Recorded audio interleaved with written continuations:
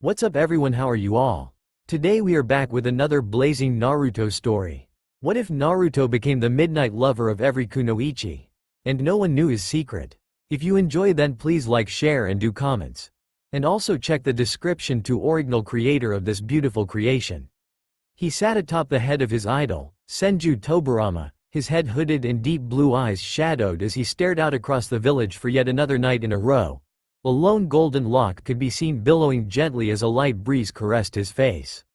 Slowly, he drew his hand up in front of his face to inspect the small item in the palm of his hand, and just as he brought it into the light, his crimson speckled irises gazing intently at it, the small device came to life with the sound of labored breathing and a hint of urgent satisfaction in a distant voice that brought a smirk to the small, 7-year-old boy's face. Subject spotted atop the Hokage monument. All units in place. Squad 4 moving into position, subject unaware and surrounded. Awaiting orders, sir. Bring him in, lizard. This has gone on long enough. Hi, sir. All units. Repeat. All units. Move in. The young boy shifted up into a relaxed standing position and raised his head ever so slightly. I don't think so. But as he stretched out on the grass in the blonde's mindscape, the Kyuubi no Kitsune couldn't help but snicker softly to himself as he watched the small radio crumble out of his host's now unclenched fist. There was a damn good reason why it took 24 of the village's so-called elite shinobi to catch the little brat after all. If you aren't going to end their pitiful lives or at least provide some violent entertainment for me, I suggest you make a move, kid, he drawled out in the boy's mind, closing his large red eyes and nuzzling his head into his paw as he waited for the boy to decide his next move. Don't worry. I've got this, Kurama. Naruto's voice echoed in his mindscape as he deftly rolled out the way of a desperately flung net, though you're right, it's time I ended this. Gracefully, he performed 2 backflips in quick succession, creating some distance between himself and the approaching warriors, and landing in a crouch he slowly brought his hand up into the ram seal, causing the Anbu to pause momentarily and consider what his next move could be. It was usually rather unpleasant for those tasked to bring the child in. Just what is he planning now? A harsh female voice could be heard muttering in an annoyed, fatigued tone. As it were, she had fallen victim to not one, but 2 of Uzumaki Naruto's pranks that day, and although it stung her pride to admit it, she knew to be cautious when trying to detain the village's resident troublemaker. He was cunning, creative and downright sadistic when it came to his pranks, and so it brought her no surprise that she found herself gripping her katana slightly tighter than usual. By now the boy's hand had moved into front position and he could be heard crying out, "Bunshin no Jutsu," prompting a few raised eyebrows from those gathered. As the smoke cleared, there was a collective sweat drop as a sickly, deformed version of Naruto could be seen flopped over on the ground, a strange blue pus oozing out of its eyes. Naruto, however, didn't seem to have noticed as he proceeded to fling his arms out with a huge grin plastered across his face as he yelled out at them. "Let's see you bastards stop 2 of me. You lazy, useless, pathetic excuses for ninja. I'll show you. I'll show all of you. I, Uzumaki Naruto, along with my invincible clone, shall be unstopped. What the fuck?" In all his excitement, the small, energetic boy had failed to notice the unimpressed looks on the gathered shinobi's faces and had at last turned to see the outcome of his latest attempt at making a clone. In his shock-filled stare, he was seemingly unprepared as a shadowed figure crept up behind him and quickly bound the boy in ninja wire, to the cheers and relieved sighs of the 23 other shinobi gathered. His angry insults could be heard across most of the northern sector of Konoha as he was dragged off towards the Hokage tower by several rather peeved Anbu. As the rest of the shinobi present dispersed to continue their duties around the village, 2 figures were left standing on the monument minutes later, a heavy silence hanging in the air between them. The Anbu commander eventually turned to face the other man, arms crossed and with a glare that could not be seen but most certainly felt as he slowly began to speak. "So dog, where exactly were you when the order was given 3.5 hours ago to bring the kid in?" It was then that the man looked up from the small book he held in his hands, his spiky gray hair somehow defying the laws of gravity as he turned to face his commander and drawled out a response. "Ma, what's got you all worked up, Fox-sama? I was looking for Naruto, but then a blind old man called out for help as he had lost his guide dog, so, of course, as a shinobi of the leaf, I had to check every dog collar in Konoha until I found the right dog." The older man didn't even bother to sigh at the blatant disrespect Dog was showing him. Tired and feeling a migraine coming on, he turned on his heel and began to march off back down to the village, pausing momentarily to whisper aloud, certain the younger of the two would hear him. "This isn't what he would have expected from you, and I'm sure you are aware of that fact, Kakashi." With that, he left the gray-haired man alone up there, frozen in place, staring blankly after him. Glancing down, the young Anbu realized he was standing on the carved head of the village's beloved Yondaime Hokage, Namikaze Minato, his sensei, his friend and surrogate father. Looking up into the distance, he saw the sun begin to rise, a warm, bright glow of yellow spreading out across the sky that only caused his heart to constrict ever so slightly. "Forgive me, sensei, but Naruto is better off not having someone as broken as I am to raise him. The best I can do is watch over him from the shadows." The man sighed softly to himself as he looked down at where he stood once more, then performed a shunshin out of the area, not once noticing the pair of cold, crimson-speckled blue eyes that had studied him from the shadows of the mountain. Sometime later, Sarutobi Hiruzen looked up from the mounds of paperwork on his desk to observe the small, blonde-haired child tied up in the middle of his office, surrounded by his finest Anbu, who were all stood at attention. He allowed a small smile to grace his weathered features. "At ease. I see you have finally brought young Naruto-kun to me, though I cannot help but wonder why it could possibly have taken so long." His voice remained calm, but the look he was giving his soldiers was enough to have them start spluttering incoherently at him when. "That's because I am super cool, Gigi. And one day I'll be so super strong that they'll never be able to catch me, believe it." This brought a warm smile to the man hailed as the professor's face as he looked down at the excitable boy, who was somehow out of his ties, hands clenched into a fist and held up proudly in the air, grinning back up at the old cage. He could only chuckle as he saw the distraught postures of his Anbu once they caught on that the troublesome child was no longer bound, but just before they could tackle the boy to the ground, he raised his hand for them to pause. "That is quite all right, I would like to speak with young Naruto alone now." Dismissed. Naruto looked up with wide eyes as the Anbu suddenly vanished from the office and he started to look around for some sign of where they had gone. It was then that he felt the Sandaime gazing warmly at him and turned to face the old man. "So Gigi, what can I do for you tonight?" he said brightly, glancing distractedly around the room, his eyes slowing down briefly to consider the proudly hung pictures of the previous Hokages before he brought them back to the Sandaime. "Well Naruto, there is a rather important matter I would like to discuss with you actually. Would you like to explain to me why you felt the need to break into the Hyuga compound and dye every item of clothing kept there neon orange?" The old man was rather impressed with the shocked expression which Naruto managed to pull despite the stern stare he was giving the boy. His ability to deceive would only improve with age. "Oh wow, someone really did that, Gigi? Whoever it was must be a crazy awesome ninja. Do you think you could get them to teach me? Do you? Who are these Hyuga anyway? And why don't they like orange? Wait, you don't really think it was Meee, do you Gigi?" Hiruzen suddenly found himself at the receiving end of the famed puppy eyes no jutsu that children seemed to pick up at a particularly early age these days, and couldn't help but cringe as he tore his gaze away from the huge, round, tear-lined blue orbs that were staring innocently and intently back at him from beneath those golden locks. He could only sigh as he tried not to make eye contact with the child again. "Are you saying it was not you, Naruto?"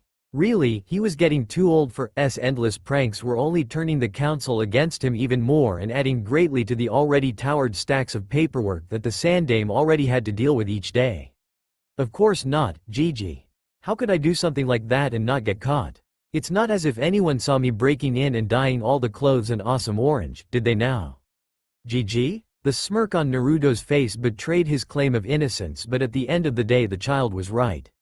The Sandaime could not prove that it was Naruto, and if the council weren't so frustratingly vocal about punishing the boy, he probably wouldn't have put his Anbu through the hell of catching him in the first place, not that it didn't make for good training. Besides, the Hyuga needed reminding that their supposedly all-seeing eyes weren't the greatest thing to grace the world since sliced bread. He only wished it didn't have to add to his workload. "Very well, Naruto. I suppose without any real proof I cannot punish you, though I do ask that you go easy on the pranks for now.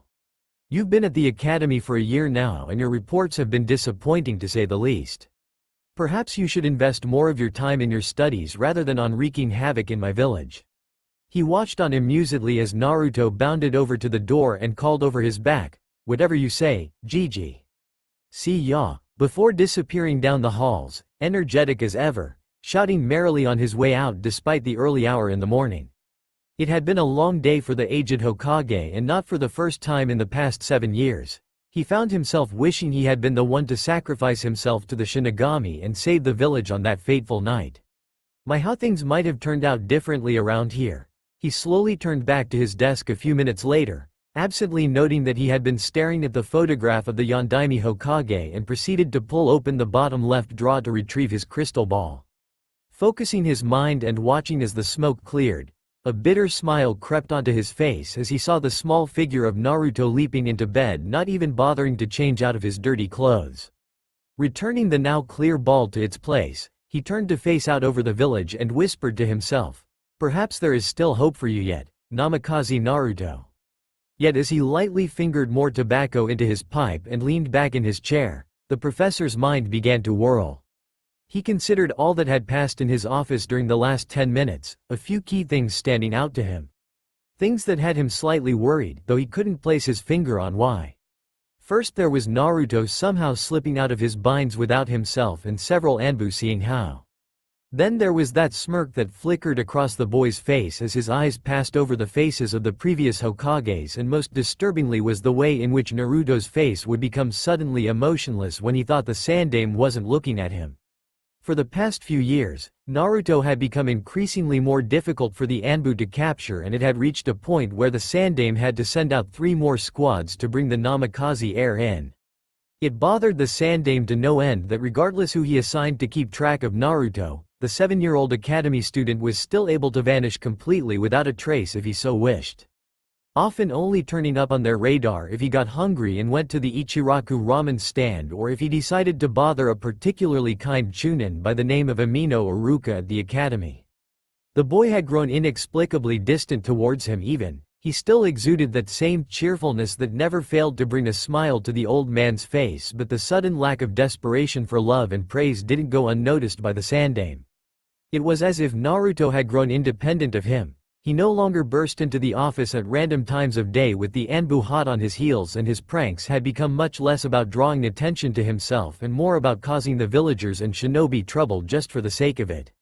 Something had gone horribly wrong. He trusted his instincts, and they told him he should keep a closer eye on the Yondaime's legacy. Turning once more to watch as a heavy rain spread out across the village, Sarutobi Hiruzen made a silent vow to himself to keep the boy away from that darkness that so painfully often claimed the minds of powerful young shinobi. If only he knew it was already too late. Leaning back in his chair, his bandaged face obscured by the shadows, Shimura Danzo allowed a rare smile to grace his face. He considered the boy knelt before him, face blank and emotionless as he gazed up at the aged leader of the Anbu Root Division, patiently waiting to be addressed. Like a sharp blade waiting to be drawn. 3.5 hours, Naruto. I am impressed. Though do not think for a moment that you can start slacking off on your training. The next time you play hide and seek with the supposed village elite, you will evade their detection for at least 5 hours. Understood, Danzo-sama. The voice was soft but held a strong edge to it that rang out clearly in the large underground room. It was the voice of a disciplined and confident shinobi, and it contrasted greatly with the loud, whiny voice most had come to associate with one Uzumaki Naruto. This boy, who knelt before his commander, was sharp and obedient. He could command the attention of an entire room without raising his voice and could blend perfectly and silently into the shadows. Danzo was exceptionally proud of him. And what of Sarutobi? He asked his young protege. The hanged clone I attached to the Naruto clone just dispelled to let me know that the talk with the Hokage went well and that the Naruto clone has taken my place asleep at the apartment. Oh yes, the boy would be great one day. Very well. There is still much left for you to do. Go find Kyoko-sensei and have her train with you in your kenjutsu. Tomorrow I will give you another history lesson. Dismissed. Hi, Danzo-sama. As B blinked, Naruto had disappeared silently from the room. Son of Namikaze Minato, Jinchuriki of the Kyuubi no Yoko, Seal Master in training and currently a high Chunin level Kahai in the root ranks. That Sarutobi might have thought it wise to leave the boy alone to rot, but Danzo would be damned if he allowed such a valuable weapon of Konoha to go unsharpened. No, this was just the beginning. Namikaze Naruto would become a feared shinobi like his father one day and would go on to lead the great Konohagakure no Sato like the strong military village it should be. He would make sure of it. Strolling lightly through the dark, labyrinthine tunnels that made up the main route base, hands buried in his pockets, Naruto reflected on what he had seen and heard back at the Hokage monument earlier in the night. That dog-masked Anbu had apparently been his father's student and had, evidently, been somewhat close to the man if he knew of Naruto's heritage, yet Naruto had never heard of him before. This wouldn't usually bother the young ninja, but Danzo-sama had long ago made it his business to ensure Naruto's general knowledge was up to scratch. This included but was not limited to in-depth profiles on all rank and above shinobi across the 5 nations, the ability to immediately recall both common and sensitive village mission reports and notable events spanning the past decade, and the identities, backgrounds and affiliations of all Anbu-level shinobi currently and recently serving in the forces. Heck, he could easily identify at least 90% of the undercover root shinobi in Konoha's general forces. Shadow clones make for great study partners. So why had he not been taught about this Kakashi character? The man was clearly someone of note. By the way in which he had addressed the Anbu commander, he had to have a fairly high-ranking position in Anbu. Not to mention he was the student of the Kami Dam Yondaime Hokage. He obviously knew of Naruto's true heritage, and it seemed the man was, at some point, on the Anbu guard the Sandaime had assigned to watch over him. Though little did they all know they had been chasing a shadow clone around for the past 3 years. So why? Why wouldn't Danzo-sama, or even Kyoko-sensei, bother to mention this man to him? So caught up was he in his own thoughts that he was barely able to step out the way of a fire-enhanced kunai that was suddenly shot at him, lightly singing one of his bangs as it whizzed past and hit the far wall behind him. His battle instincts suddenly kicked in and he quickly had to duck and roll forward as a shadowy figure leapt down off of the wall above him. Bringing his arms up to block a spinning kick, he was able to force his opponent back slightly, giving him enough time to slip a kunai out of his holster and enhance it with wind, preparing to swiftly deliver the weapon to his attacker's gut. But just as he was about to flick it forwards, the figure disappeared and reappeared beside him, holding his wrist tightly. "That's quite enough of that, I think, Naruto-chan." Naruto could only groan and drop his head as he recognized the familiar voice and turned to see his assailant remove their mask, giving him a cheeky grin and 2-fingered wave. "What do you want now, Shisui?" The two had continued on together through the dim, deserted corridors for a while longer, and by the time they neared Naruto's destination he had developed a horrible, sick sensation in the pit of his stomach. It seemed tensions were continuing to rise between the Uchiha clan and the Konoha superiors. Naruto didn't fully understand the implications of the Uchiha demands for more control and influence being met by the Elder Council, but he understood perfectly the implications of their being denied, and Konoha wasn't ready for another war, especially not a civil war. The village was still recovering from the Kyuubi attack. "You know that was against my will, brat. Only 7 years ago, and was just about managing to retain its appearance of strength to the other nations. A civil war would present the perfect opportunity for an enemy village to launch an attack." Still, he didn't like the options that left them. They could wait for the clan to attack and make a military example of them by executing those at the head of the rise and further limiting the clan's power by discrediting them amongst the shinobi, restricting them within the borders and slowly shutting down the police force. This would ultimately put the Konoha superiors in a bad light due to the Uchiha popularity amongst the villagers, quite possibly cost many innocent lives in the crossfire, and could leave the other clan heads doubting their clan's perceived worth to the village. No, straight off the bat Naruto could tell that plan held too many risks for Konoha, which left option 2 annihilate the Uchiha clan and pin the blame on a third party. It was a crazy idea and many innocent people would die, but if neither side would back down on the negotiations it would be disturbingly easy to pull off. After all, negotiations between the Hokage and a clan head were mostly private, so the other members of the Shinobi Council would know little to nothing about the current situation, and, frankly, the only reason the superiors were aware they had to consider a counter-strike option was because they had Uchiha Shisui and Uchiha Itachi, secret root operatives, working as double agents for the village and trying to hold off a coup d'état until they could come up with a viable solution. They had a bit of time to work something out at least, But by the way Shisui was wording things, it sounded like Danzo-sama had more to do with it than one who didn't know him might think. Danzo-sama valued bloodlines and anything that would add to Konoha's military might, so Naruto couldn't imagine why he would be trying to stir things with the Uchiha. But he had known the man long enough to know there was always a more cunning scheme at play and had learned early on to be wary of his commander. One of the first things the man had taught him was that a man's enemies are those he should endeavor first to make his friends, and Danzo-sama was easily his best friend. He respected the man, but he didn't trust him as far as he could throw him. Blinking, Naruto realized he had been silent for some time now and that they were standing outside the large, deep red door that was the entrance to his sensei's chambers. Looking up, he found Shisui's eyes boring into him, as if considering something. But what? A few more seconds passed by until... Naruto, if you were me, what would you do? The hidden meaning was clear, particularly as Shisui's eyes suddenly spun wildly until they were the familiar black and red pattern of his Mangekyo Sharingan. Naruto gulped. He knew what he was supposed to say, but something was stopping him. At last he managed to breathe out.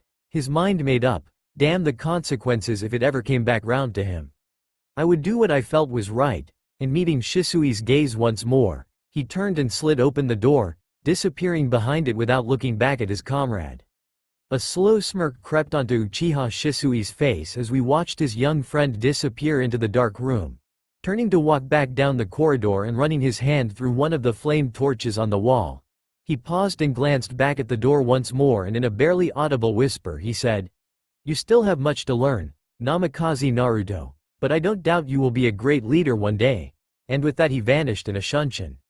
He had some planning to do after all. Moving slowly into the large warm room, Naruto felt some of the tension from his talk with Shisui start to fade away. He couldn't help but smirk as he noticed his sensei didn't even bother to look up from her paperwork to greet him. She never did. At last he reached her desk, and after staring at her as she worked for a few moments, he took a step back and flopped sideways into the armchair opposite her. With his legs hanging over one side and head leant on the other arm so that he could look up at the intricate patterns on the ceiling of the room, seals. Glancing around the room, he allowed his eyes to roam once more over the many bookcases she had, filled with sensitive information he just loved to sift through aimlessly on those rare days he had some downtime. Finally, he brought his eyes back to his sensei, who still had not looked at him. She was a woman in her late 30s and wore a simple short-sleeved black kimono that was slitted down each side and was tied with a light gold sash around the waist. Her build was slender but feminine, and her fair skin was complemented well by her soft violet eyes, but the feature that stood out most was her long, fiery, red hair that marked her as a woman of the Uzumaki clan.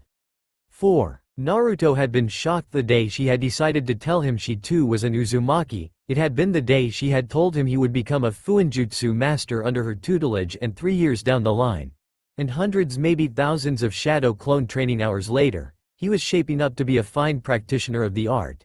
Even if he did say so himself. He had tried bonding with his sensei in that they were both Uzumaki, but she was having none of it. A condition of her teaching him Fuinjutsu was that he acted like a proud, mature shinobi of the leaf at all times, and not some naive, impulsive, snot-nosed orphan, as she had put it. Peeved. As if that stopped you pestering the poor woman with your incessant questions. Shut up, Baka Kitsune. The fox only sniggered as he settled back down on his haunches, thoroughly enjoying the illusion of the great outdoors that Naruto had created for him in his mindscape. The kid even managed to recreate the smell of the grass. Admittedly, at first Naruto had been intent on getting answers from his newfound relative, but the most he had managed to get in 3 years was that she was sent to Konoha as a young shinobi to join the Root Division and act as a secret liaison between the two allied villages, and that after Uzu Shiogakure no Sato's destruction she had stayed on en route as a Konoha Kunoichi, the Sandame not once being made aware of her presence in the village. She was powerful, easily S-ranked, but her power lay mostly in Fuinjutsu and Kenjutsu, as the Uzumaki were famed for their prowess in those areas. As far as Naruto was concerned, if there was one thing she had to work on, it was her people skills. She was no typical root shinobi, and he had her to thank for him not becoming an emotionless drone in his training, but still, would it hurt her to be just a bit nicer to him? And open up some more? He knew it was not ever going to happen. She was too professional, but a boy could hope. Just because he was a shinobi now didn't mean he wasn't still a human. You're late, Naruto. He was suddenly jolted out of his thoughts for the second time that night as he was fixed with a glare that could probably freeze over a volcano.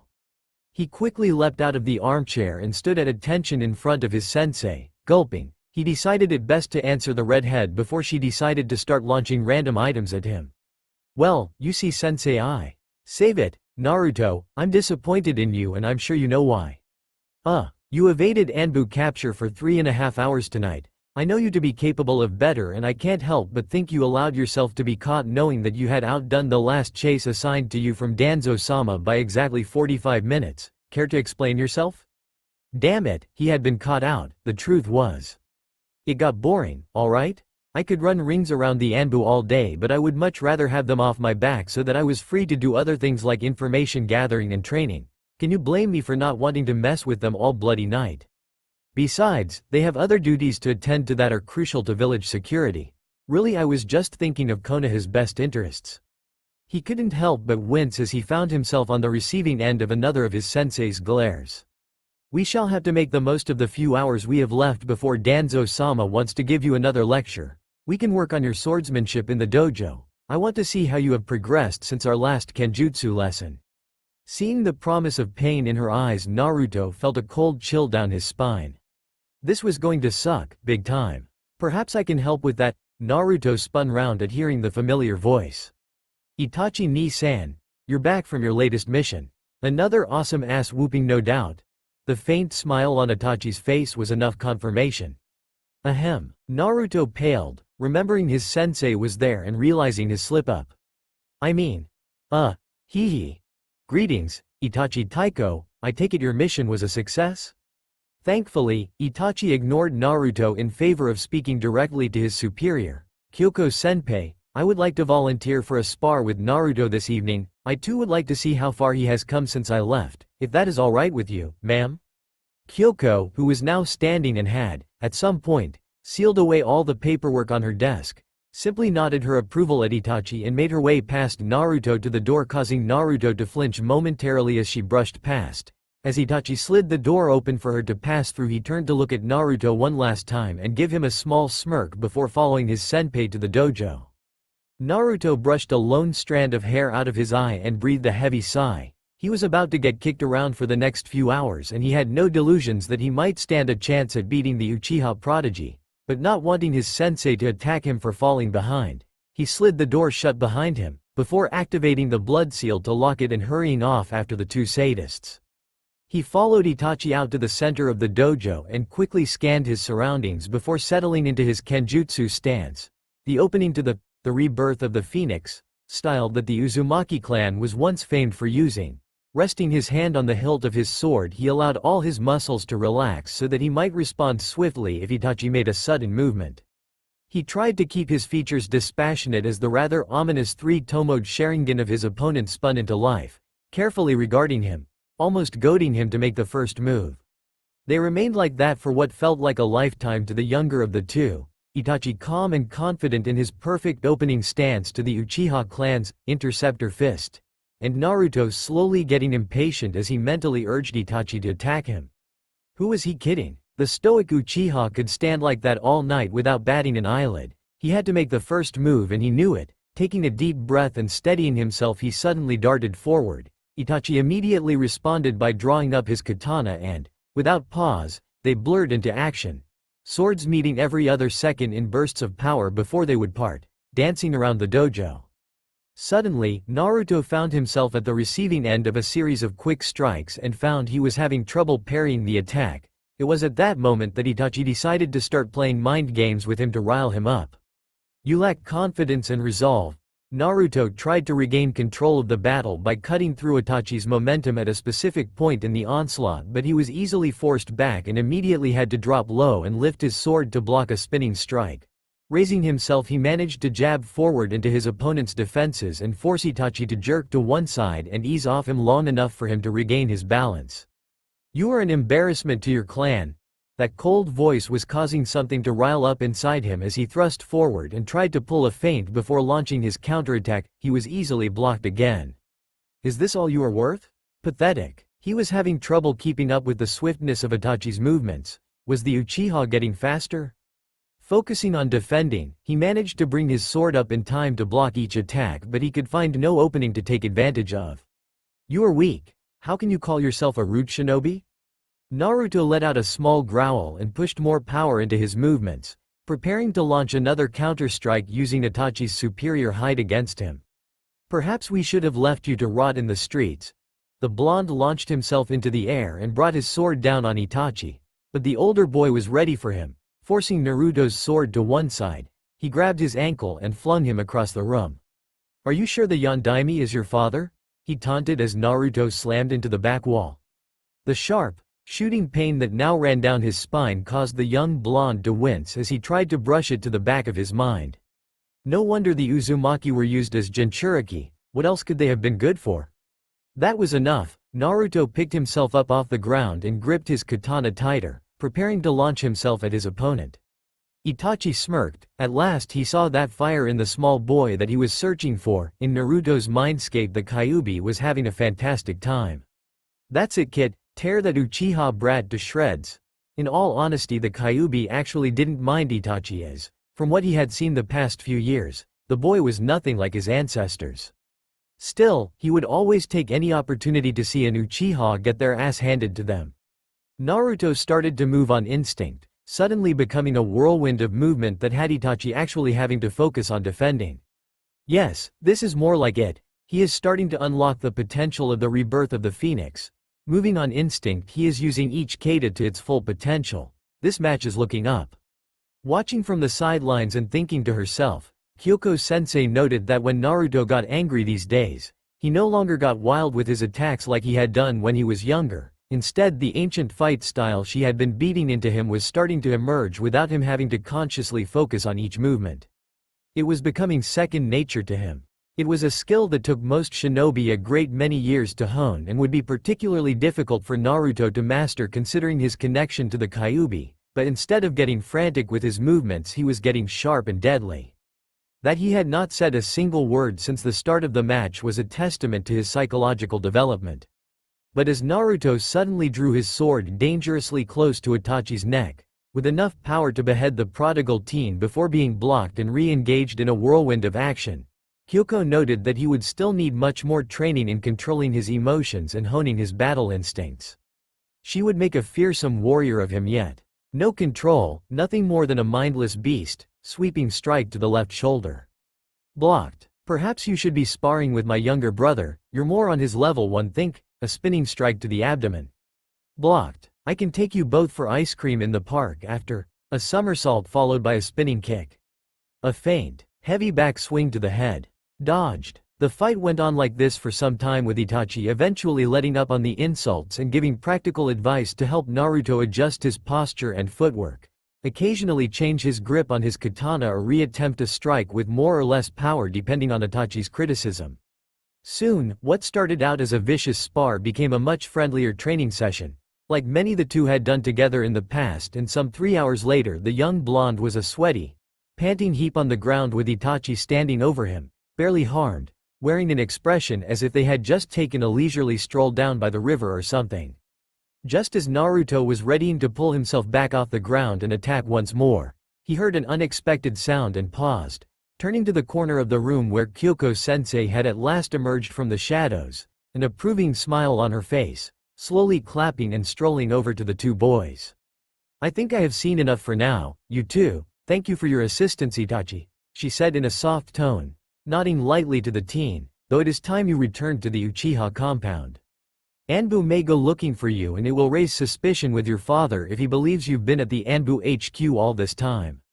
Itachi, who had just pulled Naruto off the ground, nodded his head in assent. "Yes, ma'am," and turned to leave the room, but not before ruffling the blonde's hair and letting out a soft chuckle at the annoyed glare he received in return. "Good work, Naruto-kun. You continue to improve and surprise me in our spars. I look forward to seeing how you fare next time." Naruto followed his oldest friend's departure with his eyes and listened to the fading sound of his footsteps even after the door had slid shut. At last, he turned back to his sensei and managed to give her a cheeky smile. "So I don't suppose I'm free to go take a nap now, sensei?" She too begun walking towards the door but said nothing till she reached it, Looking back, she tilted her head slightly and whispered conspiratorially. You have a history lesson with Danzo-sama now, remember? Naruto's face fell as he recalled what his commander had said to him the previous night. Shit. But he lifted his head as he heard his sensei's light chuckle. However, I doubt he would notice if you were to send a shadow clone to the lesson in your place. And so, leaving a dumbfounded Naruto standing in the middle of the dojo, covered in blood and bruises, clothes torn and hair disheveled, Kyoko-sensei disappeared once more into the dark corridors of the underground hideout. He ran his fingers through his hair and smiled to himself, thinking back over the last 24 hours events. Hey. Just another day in the life of a rude shinobi, I guess. Uchiha Shisui, unlike most of his clan and most of the village, had always been rather fond of the village's resident troublemaker. Granted, he knew the young Namikaze's true personality and had never been at the receiving end of one of the mischievous blonde's pranks, but there was something about being around Naruto that never failed to bring a smile to the teen's face. Despite being a rude shinobi, trained to not only accept but to embrace the harsh, unyielding reality of shinobi life, Naruto remained pure at heart.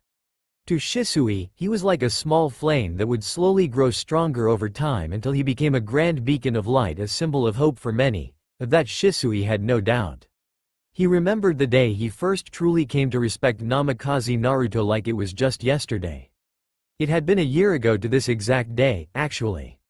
Flashback. They had been running for 3 days straight to get to a small village in the land of birds. To Shisui's left was the root operative codename Takeo, and to his right was the root Kahai. Naruto, who was wearing a seal that had changed his hair from its sunny blonde to deep black. Danzo-sama had sent them out to deal with an incident involving some possessed villagers that were committing mass murder and spreading fear across the land of birds. Usually, such a thing would not be of any interest to the root commander, but it seemed one of Danzo's less than savory business partners had a base situated nearby and was threatening to make a lot of noise that would bring serious repercussions back to Konoha, that is, if Danzo didn't do something immediately. Shisui didn't know just what business Danzo had gotten into with the shady man, and he wasn't about to either. His mission instructions were clear and concise. Deal with it. So they would deal with it. Failure was not an option. Glancing over at Naruto, Shisui was pleased to see that he showed no signs of fear or uncertainty. The boy had only just started going on missions when he turned 6, and this would mark his 5th mission that year. He was improving at a rapid rate. It was when they reached the destination village that Naruto truly surprised the Uchiha, after speaking to a few petrified villagers. They were able to locate a cave that the possessed ones apparently returned to during the day, before returning in the night to attack villagers by climbing into homes and savagely tearing off limbs to eat and smear over their faces, or they would drag innocents back to their cave to perform strange rituals with and often possess. Naruto had not shown a single expression throughout the explanation given to them, and when they reached the cave he turned to Shisui and said, "I would like to take the lead from here onwards, Shisui Taiko." Shisui had not been expecting that, but he nodded his head in assent. "Very well, Naruto Kahai. I will leave this to you." Naruto only nodded his head in return before drawing his sword and marching straight into the main entrance of the cave, Shisui and Takeo in tow. What they saw would often haunt Shisui's dreams for some time later. Bloody limbs strewn across the floor of the cave and naked, dead women covered in strange painted patterns hanging from the ceilings by their ankles. Continuing on into the cave, they eventually found the room that held their answers, huddled in a large circle, humming strange tunes and sitting on the bodies of their victims. Their leader, an old woman with long, shaggy green hair and a hunched back, stood dominantly in their center. The possessed children, eyes completely black and mouths dripping with blood, turned to face the rude shinobi and broke out into grins.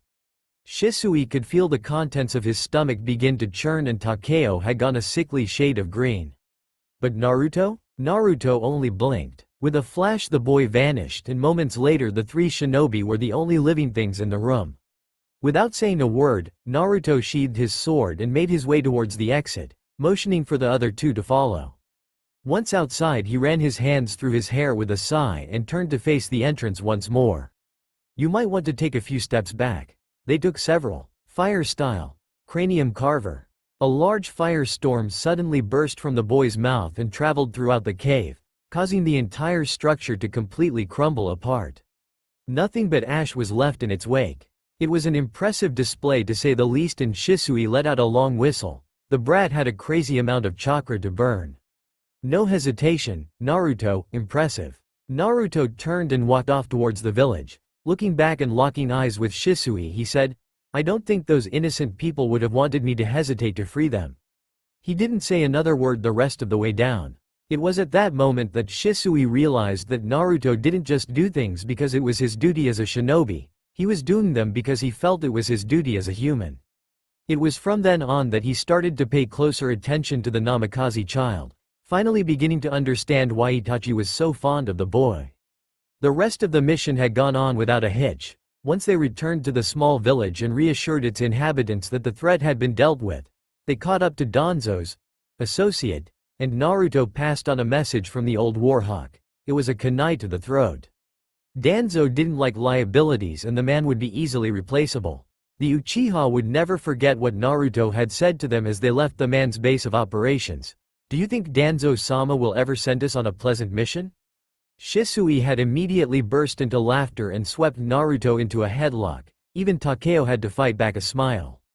Flashback end. It was that memory that brought the bright smile to Shisui's face as he slid open the door to the training room Naruto was currently using, though it quickly turned into a mischievous smirk when he saw just what kind of training his favorite blonde was engaging in. The room held a massive pool filled with boiling hot water, and right near the center of it Naruto was blindfolded, doing a handstand on a floating log, whilst holding a leaf to his forehead using chakra. This was just too good an opportunity for Shisui to let up, but just as he was about to slide a kunai out of his holster, Naruto spoke up, "Don't you fucking dare." "Hee, you caught me." "Okay, I won't." "How long have you been doing that for exactly?" 1 hour and 48 minutes without falling, and about 4 hours with several slip-ups. Kyoko-sensei instructed me to do it for 2 hours straight without falling in, or I won't be allowed to eat. So I repeat, don't you fucking dare. At this point, Shisui was doubled over laughing by the side of the pool. This was just too good an opportunity. Kami, he loved Kyoko-sensei and her training methods sometimes. Calming himself and standing up straight, Shisui took a step back. "Shisui." The threat in Naruto's voice was clear, but this was going to be well worth whatever hell the blonde laid upon him at a later date.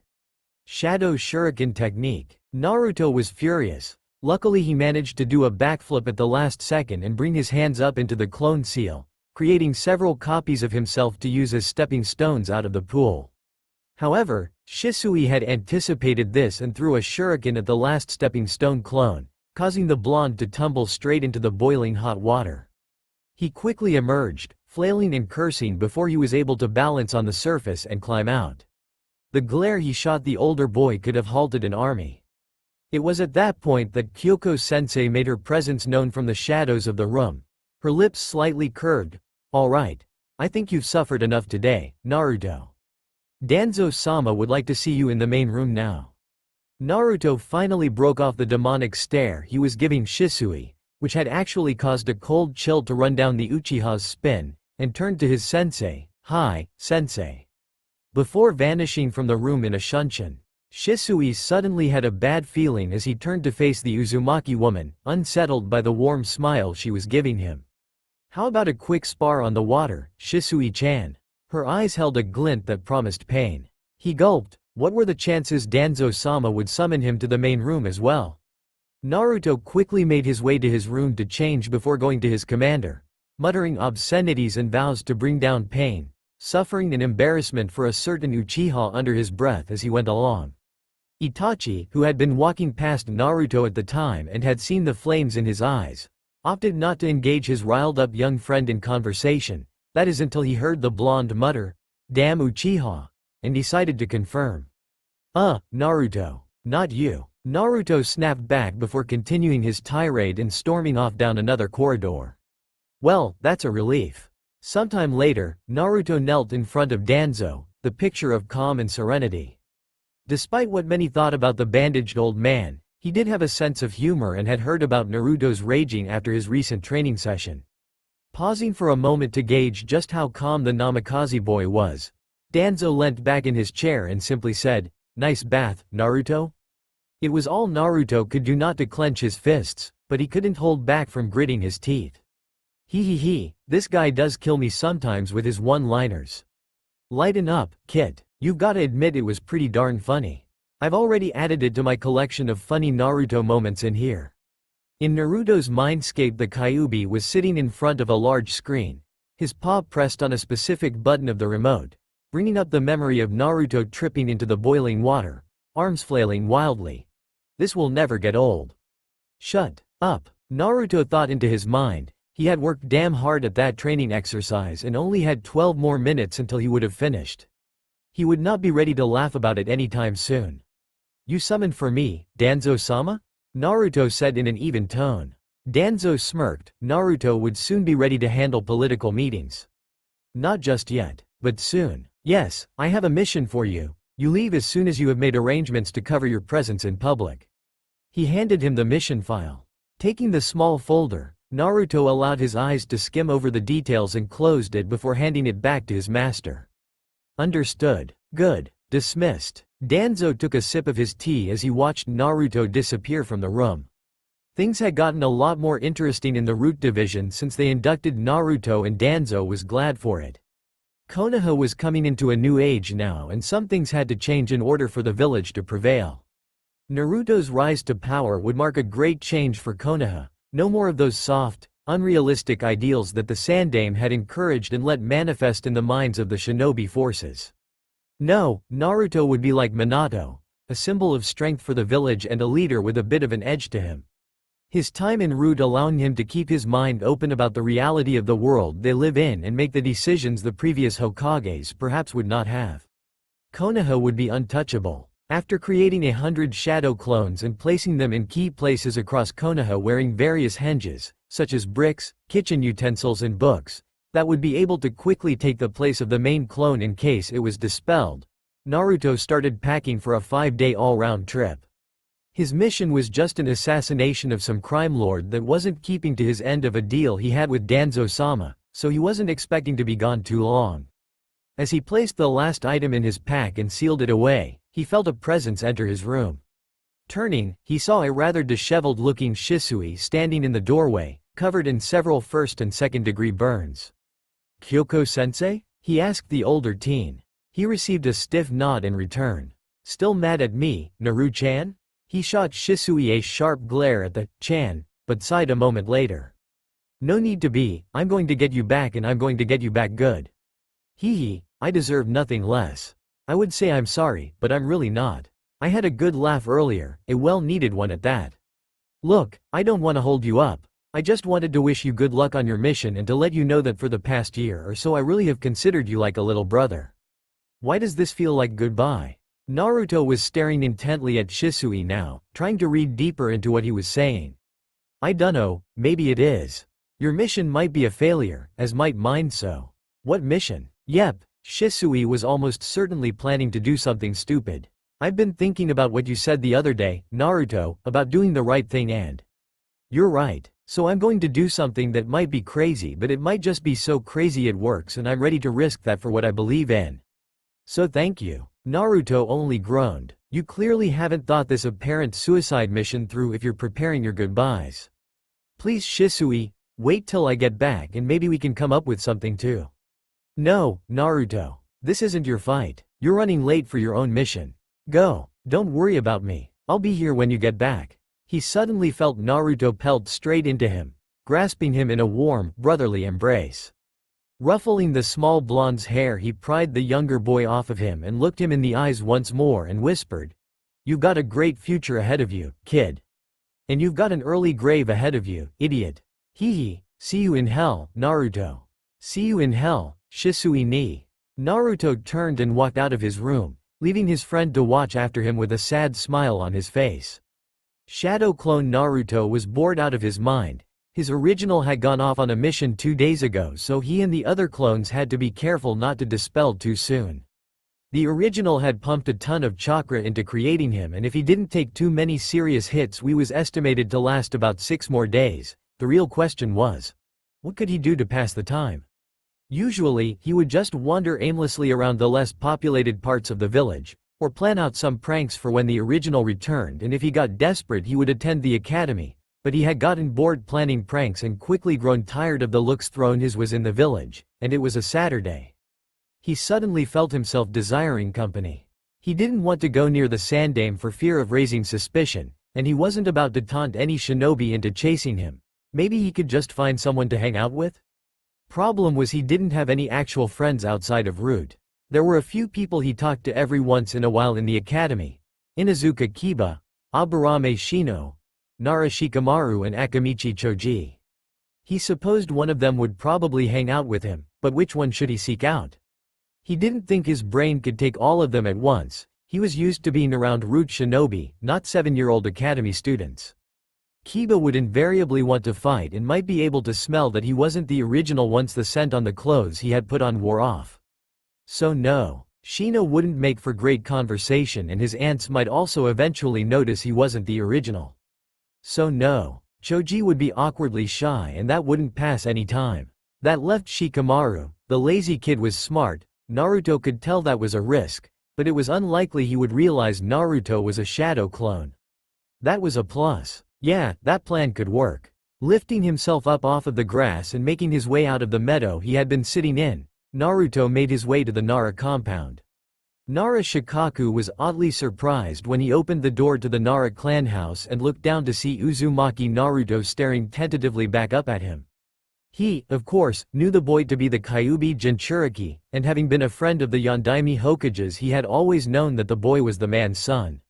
He and his clan, of course, held no ill will towards the boy but neither had any of them ever made an effort to reach out to him, so he was not displeased to see the blonde-haired child, only confused.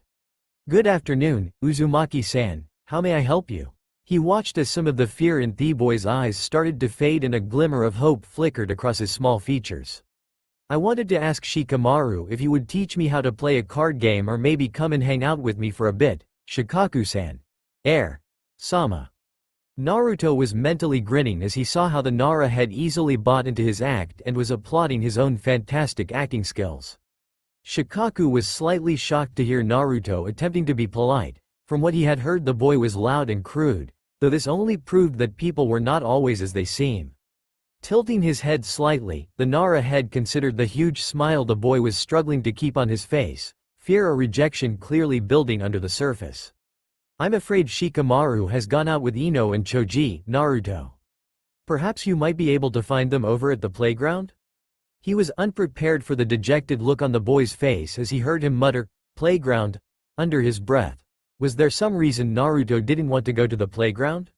Sighing, he realized that other parents often supervised their children at the playground and would almost certainly forbid them from playing with Naruto. It was undoubtedly an unpleasant place for the son of the Yondaime. In reality, Naruto just didn't want to be around loads of kids. "Or perhaps you could come in and I can teach you a game. That way you can challenge Shikamaru when you get back to the academy on Monday." The shocked look on Naruto's face was priceless. How was he going to keep the act up in front of the village's chief strategist? If you're sure, Shikaku-sama?" He managed to breathe out. "Shikaku is fine, Naruto, come on in." Gulping, he followed the Nara clan head into the house, his mind working fast, trying to think over what he should and should not say or do. This was going to be tough. It would be an incredible feat if he managed to last without raising suspicion, if not, well, his original would have to worry about that when he got back. And he wouldn't be too happy about it. The dark, candle-lit room was eerily silent as the two figures in its center each regarded one another. Eventually the older of the two, who was poised in a slightly raised chair with his cane leant against the side, turned his heavily bandaged face to the left and nodded to a corner of the room that was seemingly devoid of life before bringing his stern gaze back to the shinobi knelt in front of him. Feeling the other presences leave the room, the younger man rose to his feet and stood with his arms loosely at his side. His blonde hair the only thing distinguishing him from the darkness of the room as his dark armor held no reflection and he wore a matte black mask of painted porcelain which was marked with swirling red symbols that identified him as a Kahai under the tutelage of the Phoenix masked root captain Uzumaki Kyoko. "Could you repeat that, sir?" Danzo paused for a few more moments before inclining his head slightly and speaking once more. "Uchiha Shisui has betrayed Root and ultimately, Konoha. He must be put down, and I am assigning you the task of assembling a team to track him and deal with the threat. This is an S-ranked mission of high sensitivity and must be dealt with post-haste.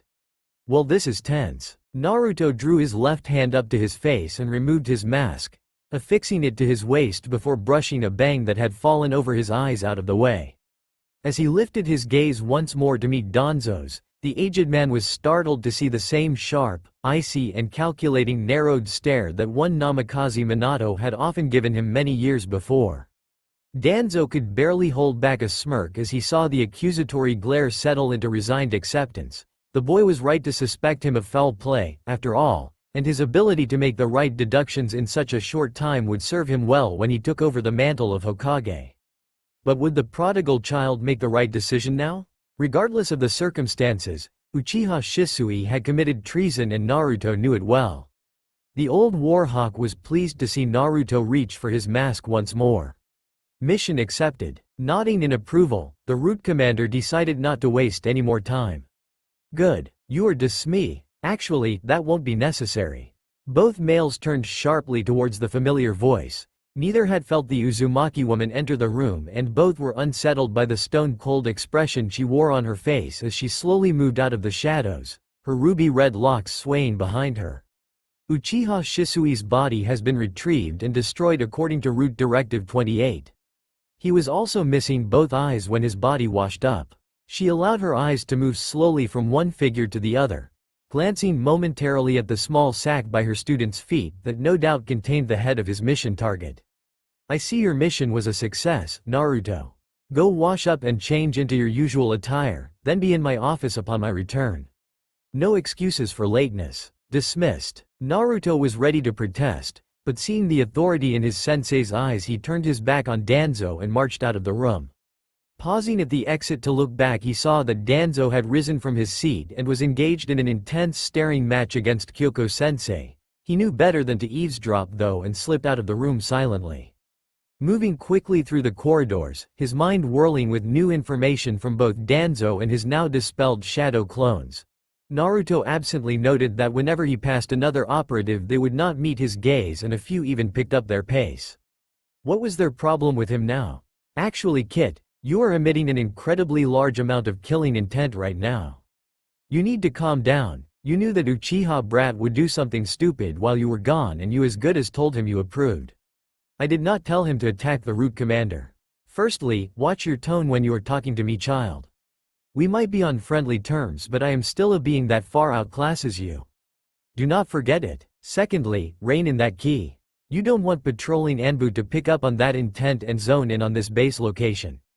The riled-up blonde growled before slamming open the door to his room and storming over to the bathroom. Reaching the sink, he splashed some water over his face and tried to slow down his breathing and draw in his killing intent.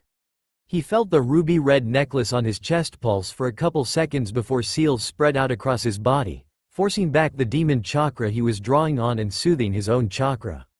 The stone in the necklace was called a phoenix gem, and it had been given to him by Kyoko-sensei when he first joined Route. She had told him it would allow her to always track his location and to send him subtle messages across long distances, but that it also held calming properties from an ancient and sacred entity.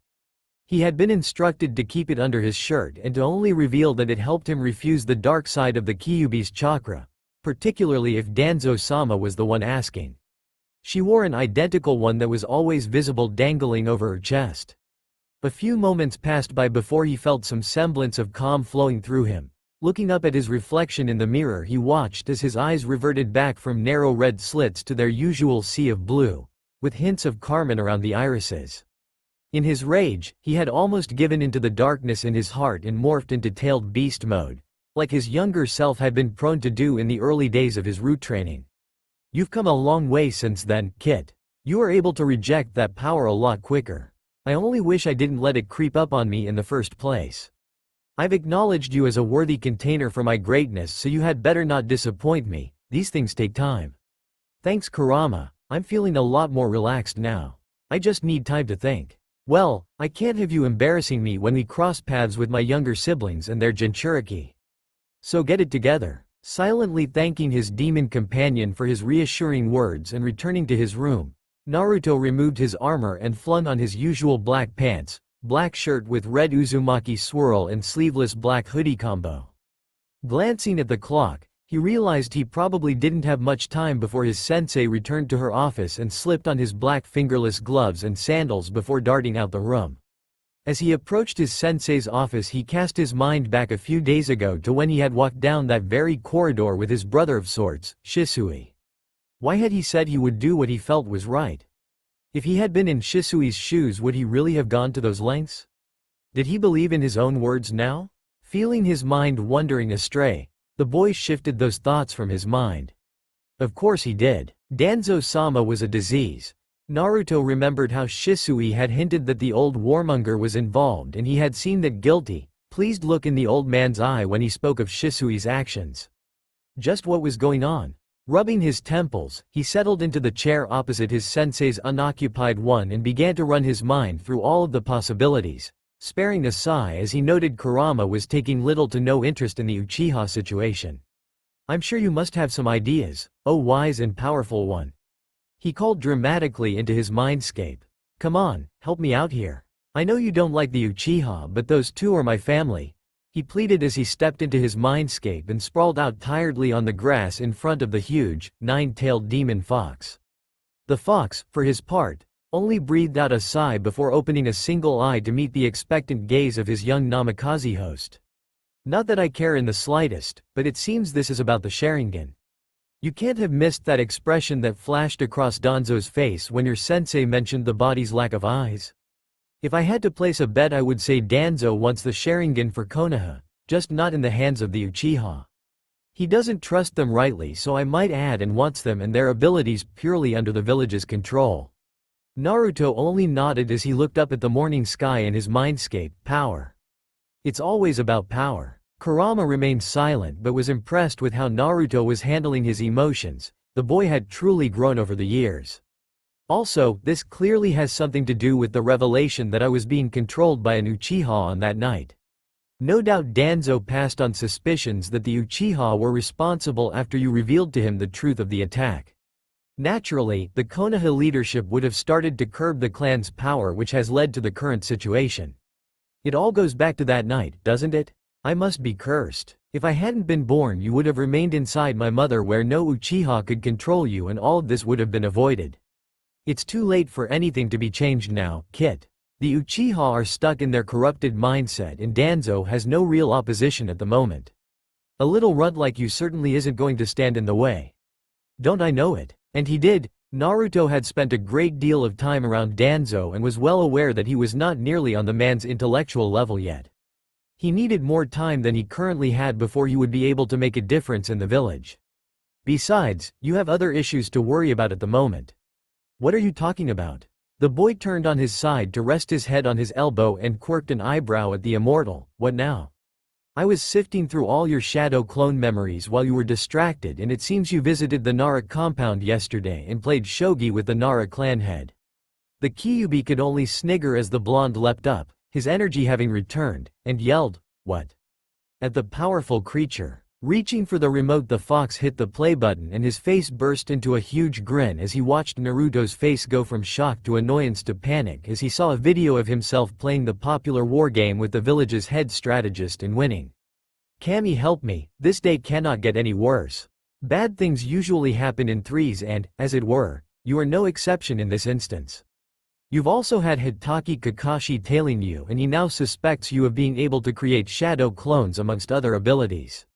He has reported to the Sandaime and your Anbu guard has doubled in size. One wrong step and they're ready to haul your sorry butt to interrogation." At this point, Naruto was banging his head against a rather large tree and muttering to himself, "Stupid shadow clones, they had one job. 1. Don't draw too much attention. Grr." Glancing up upon realizing the sniggering had stopped and seeing the Kyuubi with a sadistic smile on his face, not saying a word, Naruto was instantly on high alert and snapped himself out of his mindscape. Opening his eyes, he jumped back slightly as he found himself pinned with a piercing stare by two deep, violet orbs. Kyoko-sensei was now seated on her side of the desk, holding a small cup of tea and sifting through sheets of paperwork that had not been there when he had first entered the room. Naruto's eyes dropped to the ruby necklace hanging from her neck, momentarily remembering how he had almost lost his cool earlier, and he focused on remaining calm as he spoke up. "Sensei, what happened while I was away?" Lifting her head again to consider the small boy, Kyoko sighed softly before settling her teacup down on the large oak table and leaning back in her chair. Uchiha Shisui attacked Danzo-sama in an attempt to control the commander with his Sharingan. He was soundly defeated but managed to escape the base. Sometime later he was sided with Uchiha Itachi before disappearing calmly. Uchiha Itachi was questioned by the police force under suspicion of foul play and has been restricted to the Uchiha compound under the orders of the Uchiha clan head. No party was able to locate Uchiha Shisui until recently, and a suicide note was found by the Uchiha clan. Throughout the explanation, Naruto had remained silent, but his gaze had hardened as Kyoko-sensei came to a finish. "Itachi has been detained in the compound?" "Yes, I need some air." He rose from his seat and bowed to his sensei before turning and leaving the room. Sipping her tea and turning her attention back to her paperwork, Kyoko pondered just how these events would impact her student. "All in due time, I suppose," she whispered, fingering the stone nestled against her chest. It was about 8 a.m. and the village was slowly waking up as shinobi rushed in various directions.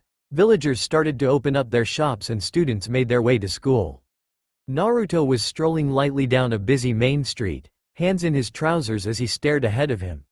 Ignoring the customary glares he received, he could feel the locations of each shinobi on his Anbu guard as they followed his every movement carefully, but he didn't have time to worry about that at the moment.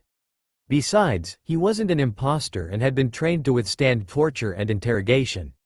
They wouldn't be able to prove anything, and the Sandame would have to dismiss it as a false alarm and send that meddling Hitaki for an eye test. Before he realized what he was doing, he found himself standing outside the academy. Naruto had never actually been to the academy in person, always choosing to send a shadow clone so that he could focus on doing some proper training in one of the designated route training grounds. Shrugging to himself, he decided he might as well hang around for a bit and try the academy out firsthand. He doubted he would learn anything he didn't already know, but it would be useful to study his classmates a bit and see who might be helpful to him in the future. As he entered the classroom, he raised an eyebrow at the shocked expressions everyone in the room was giving him. "What?" he muttered, annoyed at having so much attention focused on him. Iruka's expression quickly changed to an approving smile. "Oh, nothing, Naruto, you're just earlier than usual. Please, take your seat." "Whatever." He slowly made his way to the seat in the top corner of the room, ignoring the incredulous stares he was receiving. 20 minutes into the class and it was official. The academy was a complete and utter waste of time. The Namikaze heir had, by this point, stopped listening to the teacher and began studying his classmates. He was unimpressed, to say the least. The male population of the class were lazy, undisciplined, childish, and particularly in a certain Uchiha's case, drowning in their own arrogance. Every single time Uchiha Sasuke opened his mouth, he was met with cheers and whoops from most the girls in the class. It was pathetic. This was not how Kunoichi behaved. Kami, if Kyoko-sensei ever saw this. Naruto's mind began to wander back to some of his early training sessions. Iruka, seeing the suddenly disturbed look on Naruto's face, voiced his concern. "Is everything alright, Naruto?" "Huh? Yeah, I'm fine thanks, Iruka-sensei," Naruto muttered as he was shaken out of his reveries. Yes, Kyoko-sensei would almost certainly do something terrifying to those little girls if she were here. He was once again the subject of many shocked stares. The class had not been expecting such a calm response from the class loud mouth, but Naruto just returned their looks with an annoyed glare. And why did the Hyuga heiress keep staring at him? He was about ready to pin her with a glare and a bit of ki before he heard Kurama mutter disinterestedly from his mindscape. "Idiot. What? I'm the idiot here. Are you not paying any attention to the people around me? Their ignorance does not make you any less of an idiot. Why are you even wasting valuable time here?" That's a good point actually. He waited until the next break before creating a shadow clone to take his place and slipping out of the academy, his Anbu guard completely unaware of the change. Blocking a series of kicks, Naruto was relieved to have his mind distracted. After leaving the academy, he had gone to train at one of the secret root grounds where he had found the operative codenamed Terra engaging in some harsh taijutsu training. Seeing the perfect opportunity to relieve some tension, he had challenged the stoic agent to a taijutsu match and was not disappointed. They had been at it for half an hour now, neither one letting up on the other. Tera was strong and he always had a counter ready for Naruto's moves, not to mention his blows were anything but gentle. Naruto knew he was a Nara and was impressed with how the guy's mind worked at incredible speeds in the heat of battle. However, Naruto's body was faster than the Nara's mind and he was able to move into the defensive fairly easy. If they had not limited the match to taijutsu only, Naruto would have won ages ago with the help of the Hiruishin.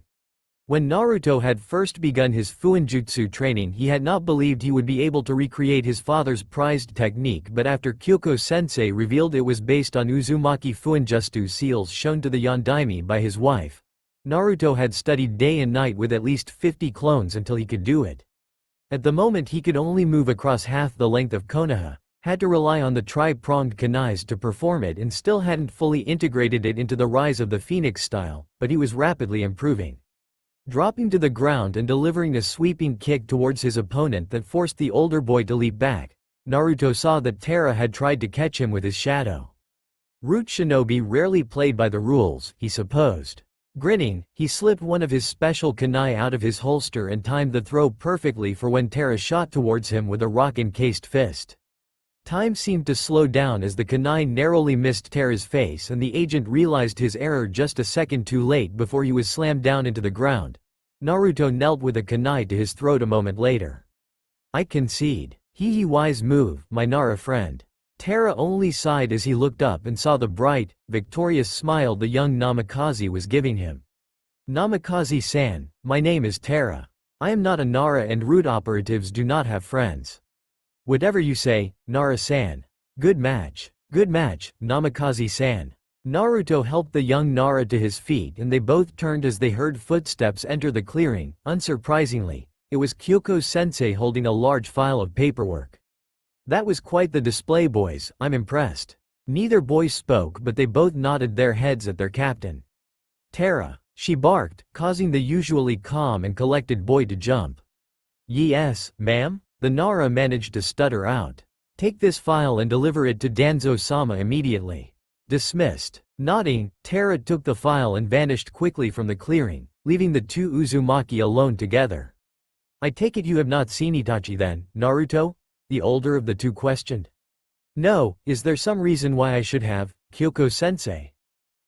No, I suppose not. Though I have spoken with Itachi-chan today and it seems this might be his last day in Konoha. For perhaps the first time since he had met the woman she had an expression other than annoyed, mischievous or unreadable. His sensei seemed melancholic. And just what is that supposed to mean? There was a lump building in his throat now. This could not be happening so soon. Could it? I mean, you should go clean up then pay your Nissan a visit as today may well be your last chance. I've never been one for goodbyes but perhaps he will part you with some greatly needed wisdom. By the time she had finished speaking and looked up she saw the young boy had vanished in a yellow flash of light. Smiling softly to herself she turned and walked back towards the root base whilst humming quietly. Back in front of his bathroom mirror once more, Naruto stared purposefully at his own reflection until he felt he saw the face he had been searching for. The face of Namikaze Minato staring back at him. Why do they say that I am like you when I am helpless? Unable to do anything but stand by as things fall apart around me? Is this the face of a leader? A protector? I'm 7 years old, damn it. I shouldn't know as much as I do and I shouldn't have this much pressure on me. But meeting his own gaze once more, Naruto felt only one emotion. Shame. No, what am I saying? I am Namikaze Uzumaki Naruto, Jinchuriki of the great Kyuubi no Kitsune, not some pathetic child. I might not be ready to lead now, but one day I will rise from the shadows and restore honor to my village. I am not Minato. I am Naruto, and I will not fail.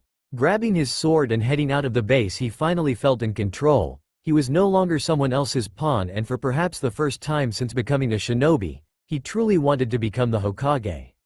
In his mindscape, the Kyuubi no Kitsune was stood on all fours now, tail swishing behind him as he basked in the warm feeling of power and resolve that his host was exuding. Feeling the strength of the boy's will, the fox was once again reminded of a man he had not laid eyes on for hundreds of years. The Sage of the Six Paths. Dropping down onto the windowsill, Naruto was unprepared to be met by a pair of black and red eyes he had never before seen on his brother's face. It was the Mangekyo Sharingan. Itachi's patterned eyes bored deep into Naruto's sea blue. Just what are you doing? Outsiders were rarely allowed into clan grounds, and though Naruto had snuck in many times, he had never actually gone to the main clan house. Flinching at the harsh tone of voice, Naruto steeled himself and maintained his gaze. I could ask you the same thing. So you are just going to kill them? All of them? Tonight? He whispered, looking out at the moonlit village from his perch atop the Hokage monument. His dark-haired companion turned to face him, fully clad in his Anbu gear. Yes, Naruto, tonight I will murder my entire clan. We are root shinobi and it is our duty to protect Konoha and her interests, no matter the cost. It had taken some convincing and a few mild threats on Naruto's part to get Itachi to go to the monument with him, but in the end the Uchiha had relented. They had stayed up there for a couple hours whilst Itachi relayed to Naruto all that had passed with regards to his clan during the blonde's absence. It was a rather unsettling story that left Naruto itching to bang some heads together. There's just one thing, Naruto. At this the blonde turned to face the Uchiha, not sure what more there could possibly be. I can't bring myself to kill my little brother, Sasuke. He's innocent in all of this and all the other kids in the clan aren't? Now Naruto was getting pissed. Please Naruto, he's my brother. All I am asking is that you look out for him. Befriend him and keep him out of Danzo's slimy clutches. Naruto stared unblinkingly at the older boy for what seemed like a lifetime before turning back out to face the village. No, Naruto. Please stop being childish and do this one thing for me. Absolutely not, your little brother is a complete prick. Do you have any idea how hard it is sparring with someone so full of themselves you have to refrain from snapping their necks just to teach them a lesson? Yes Naruto, I sparred with you on many occasions when you were younger. The sharp glare Itachi received brought a much-needed smile to his face. Look Naruto, none of us are perfect on our own. We are born to attract others to us to make up for our flaws, and when we come together for a common cause it is only then that we start to walk the right path in life. You and I are Konoha shinobi. I will always be Uchiha Itachi of the Leaf and you will always be Namikaze Naruto of the Leaf. We will always be comrades. No matter the distance between us. Sasuke will be your comrade too someday. Please, show him the kindness that I have shown you. Why don't you save all that for your grand speech later after you murder all those Uchiha of the Leaf? Please, Naruto? Naruto was fuming. They weren't just going to take out those at the head of the rise, they were going to kill everyone. And Itachi was going to be the one to do it before going rogue and spying on some criminal organization for the village. That was one thing, but now he wanted Naruto to play counselor to that bastard Sasuke? Hell no, he would not do it. Looking out at his home, though, he couldn't help but feel as though he owed it to Itachi to do that one thing. Fine, I will try and befriend Sasuke, and failing that I will do everything in my power to at least keep him out of Danzo's clutches. Happy? That is all I ask. I must go now, the time is nearing, but I will leave you with one last piece of wisdom. It's never been, the one who becomes Hokage will be acknowledged by everyone. Instead it's, the one who is acknowledged by everyone will become Hokage. Soon you will have to leave the comfort of the shadows and step out into the light. Good luck little brother, your village needs you. Good luck big brother, you are a true shinobi of the Leaf. Rising to his feet, Naruto slowly walked over to Itachi and offered his hand, which Itachi grasped tightly. After staring at one another for a few moments, they each vanished from atop the head of Senju Hashirama. One in a flash of yellow light and the other in a flock of crows. Both certain that their paths would cross again in the future. His eyes snapped open, he was panting heavily and sweating profusely. A nightmare. It didn't help his breathing that he was in a dark, underground, windowless box room either. Sitting up, he rubbed his eyes and his heart nearly stopped altogether. Standing at the end of his bed with her arms folded and face frowning, Kyoko-sensei was fixing him with a hard stare. The red stone around her neck throbbing lightly and emitting a deep glow, his own necklace matching its behavior. I sensed distress. She answered monotonously to the silent question before turning on her heel and marching out of his room. She didn't even bother to ask if he was all right. Crazy bitch. He mumbled to himself before flopping back down and turning on his side. There was no way he would be able to get back to sleep now, not when he had just experienced a vivid dream of what was going down at the Uchiha compound, perhaps at that very moment. When the sun rose in the morning there would be hushed whispers across the village. There would be panic and confusion and in some cases, relief. Most significantly, however, there would be lies as Uchiha Itachi's name would go down in Konoha's history books for all the wrong reasons and it sickened Naruto to the stomach. Still, life would go on. It would have to anyway. Heaving himself out of bed, he quickly got dressed and headed out into the main base. Might as well get some training in while I'm up. Root Shinobi never slacked off after all. The Root operative codenamed Takeo had been on his way back to his room to study after sparring with the agent codenamed Asuya when he heard a pained grunt from one of the private training rooms to the left. He was instantly curious, but it was a strict Root rule that an agent was not permitted to enter a private room without a level of clearance that currently only 3 people had. Danzo-sama, Kyoko Taiko and Naruto. Despite his urge to slide open the door, he continued to walk on, that is until he heard another outburst. Motherfucker. Takeo froze. He knew that voice, it was Naruto. Perhaps if he knocked, the enigmatic blonde would permit him to observe his training.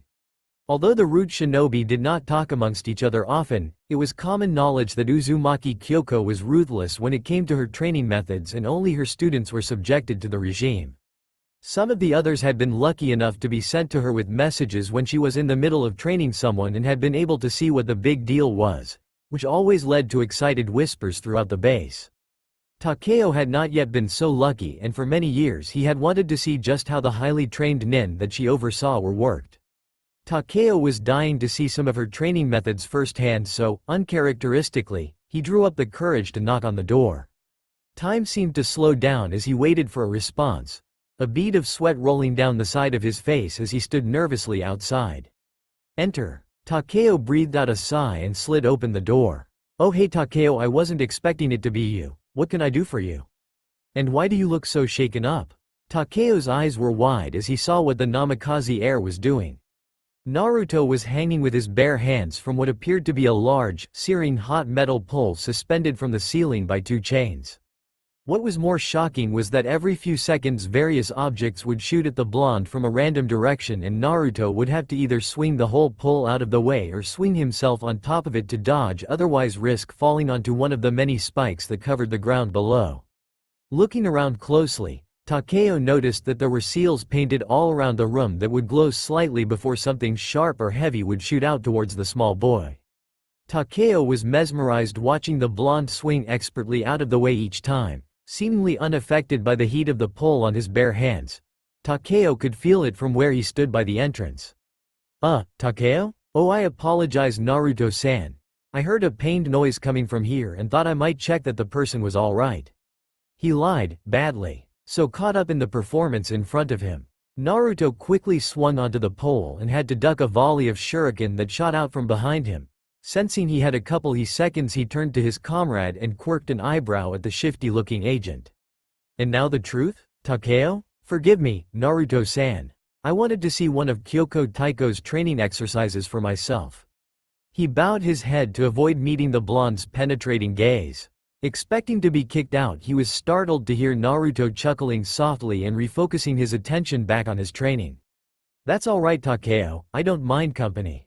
I used to do this exercise with Shisui and Itachi. It's a lot harder with more than one person up here. Believe me, would you like to join me? The look on the agent's face was priceless and even the Kyuubi choked up laughing. Poor fool looks like he's been given his first treat.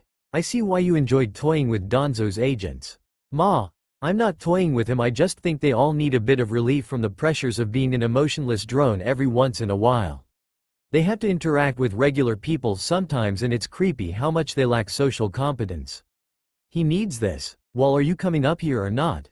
Naruto shot the shinobi an expectant look and continued swinging out the way of the many projectiles. Won't Kyoko Taiko disapprove? Takeo was uncertain. Was he allowed to train with Naruto? Danzo-sama had not made it a rule that he couldn't. Of course not, she loves watching people suffer. Come on up. How do I get up there? Jump, stupid. Takeo shook his head, of course. He was just so shocked he wasn't thinking straight. Feeling the excitement welling up inside him, he braced himself and launched off the ground at the pole. Kid doesn't know what he's gotten himself into. Kurama settled down to enjoy the show, thoroughly looking forward to the next hour or so. I almost feel bad. A few hours later, after dropping a badly bruised but clearly satisfied Takeo off to a medic nin, Naruto decided it was time he left the base. He couldn't stay in there forever and pretend that an entire clan hadn't just been murdered by his brother. He had to go to the Uchiha compound and commit to memory just what he had condoned for the sake of the village. Slipping past the Anbu, he made his way onto the Uchiha grounds and could instantly feel the hairs standing up on the back of his neck stand up as he took in the deserted sights of the streets ahead. It was a veritable ghost town. Sliding through a nearby open window, he walked slowly and silently through the house until he found the scene he was looking for. It was a child's bedroom, a little girl's by the look of it. He saw the blood on the pillow and shook his head. The Anbu had clearly gone round earlier in the day removing the bodies. He absently wondered how long it would take to bury them all. It disheartened him to think how easy it was to dispose of one clan. He continued on like that for a while, walking in and out of each house and committing everything to memory whilst being sure to stay out of the Anbu's senses. At last he reached the home he had been to just the night before, the clan head house.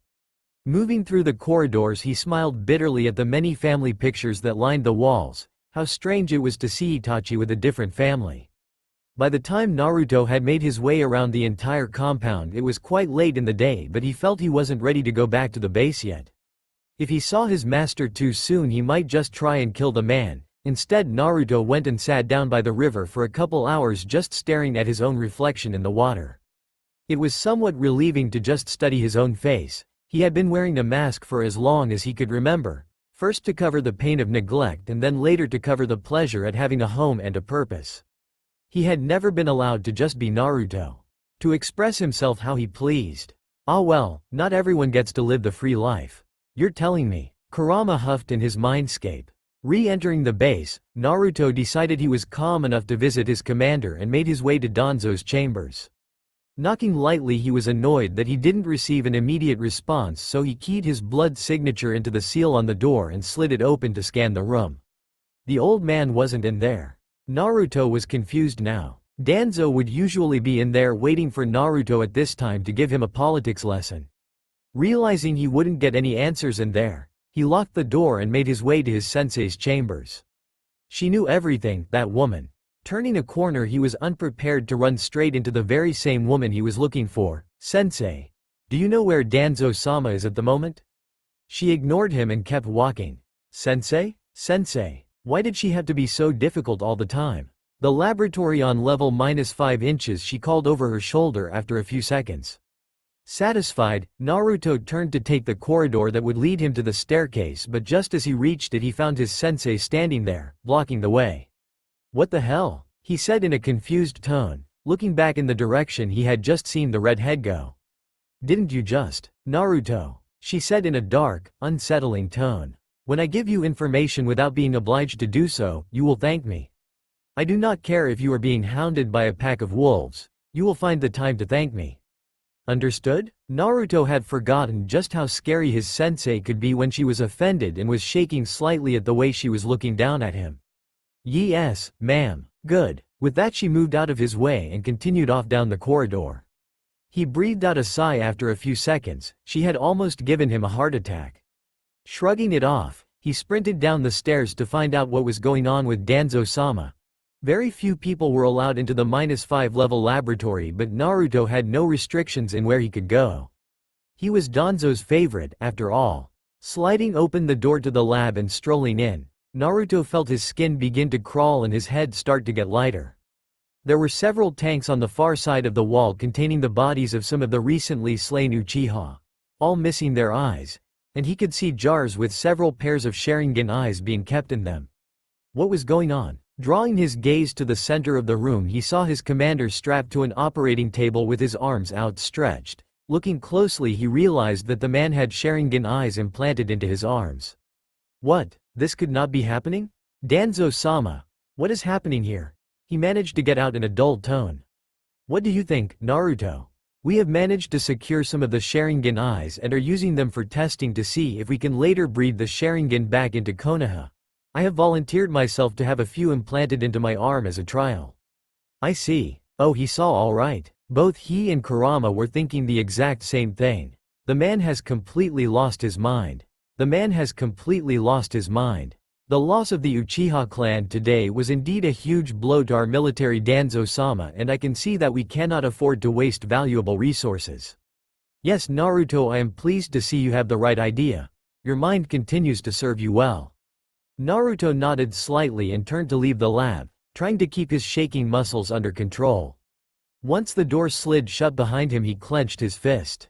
Things were going to change around here, he just had to play the waiting game. Disappearing into the darkness of the base, Naruto vowed that Danzo would one day pay the price for his crimes against the Uchiha. And Namikaze Naruto did not go back on his word. Time skip. It had been 5 years since the night he had truly seen the evil in his commander. 5 years since he had lost not one but 2 of his brothers to the corrupted system in Konoha, and 5 years worth of torture and strenuous training with his twisted sensei. It had been a long 5 years for Namikaze Naruto, but it certainly had not been dull. His mission stats could put some of Konoha's elite to shame. He was no longer a junior in the Root Division and even had his own squad. Danzo had awarded him Junin status in his ranks, and his sensei had finally conceded that he was officially worthy of the title, Fuinjutsu Master. All in all, he had grown up quite a bit. Yet you are still an academy student, the dead last, I might add. The entire village still resents you, and you have made no headway with befriending that rotten Uchiha brat. I don't like to dwell on the negatives. Well, you need to start doing something, because in case you haven't noticed, you're sitting in a room full of snot-nosed brats that can barely throw a kunai, preparing to take the Kami-forsaken Academy graduation exam. This is well beneath you. Kurama hissed at his host. This was degrading. It was like if he decided to play building blocks with the Ichibi in his spare time. I am fully aware of my predicament, but I'm not about to stroll into the Sandame's office and demand he promote me to Junin now, am I? You're all calm and accepting now, but you weren't singing that same tune last night when you threw that hissy fit at your sensei after she told you that you had to take the exam in person and actually be a part of your team. Can you blame me? This is the second time I've even been in this classroom. Why should I have to waste valuable time doing this pathetic exam when I could be training? And I still don't see why I had to go to team practice and take part in their missions. A shadow clone would be more than capable. The only reason Naruto had shown up to the exam was because his sensei had bribed him with a book. It wasn't just any book. It was a history book of sorts that held information about all the notable Uzumaki in the history of the clan, and had many notes from the last leader of the clan that detailed numerous techniques passed down from those notable Uzumaki. That wasn't what intrigued him most though. His sensei had shown him that on the last page something was sealed into the book, and only his or her chakra would be able to get it out. He had no idea what it was, and his sensei had told him that he could unseal it on one of 2 occasions, either when she gave him permission or when she died.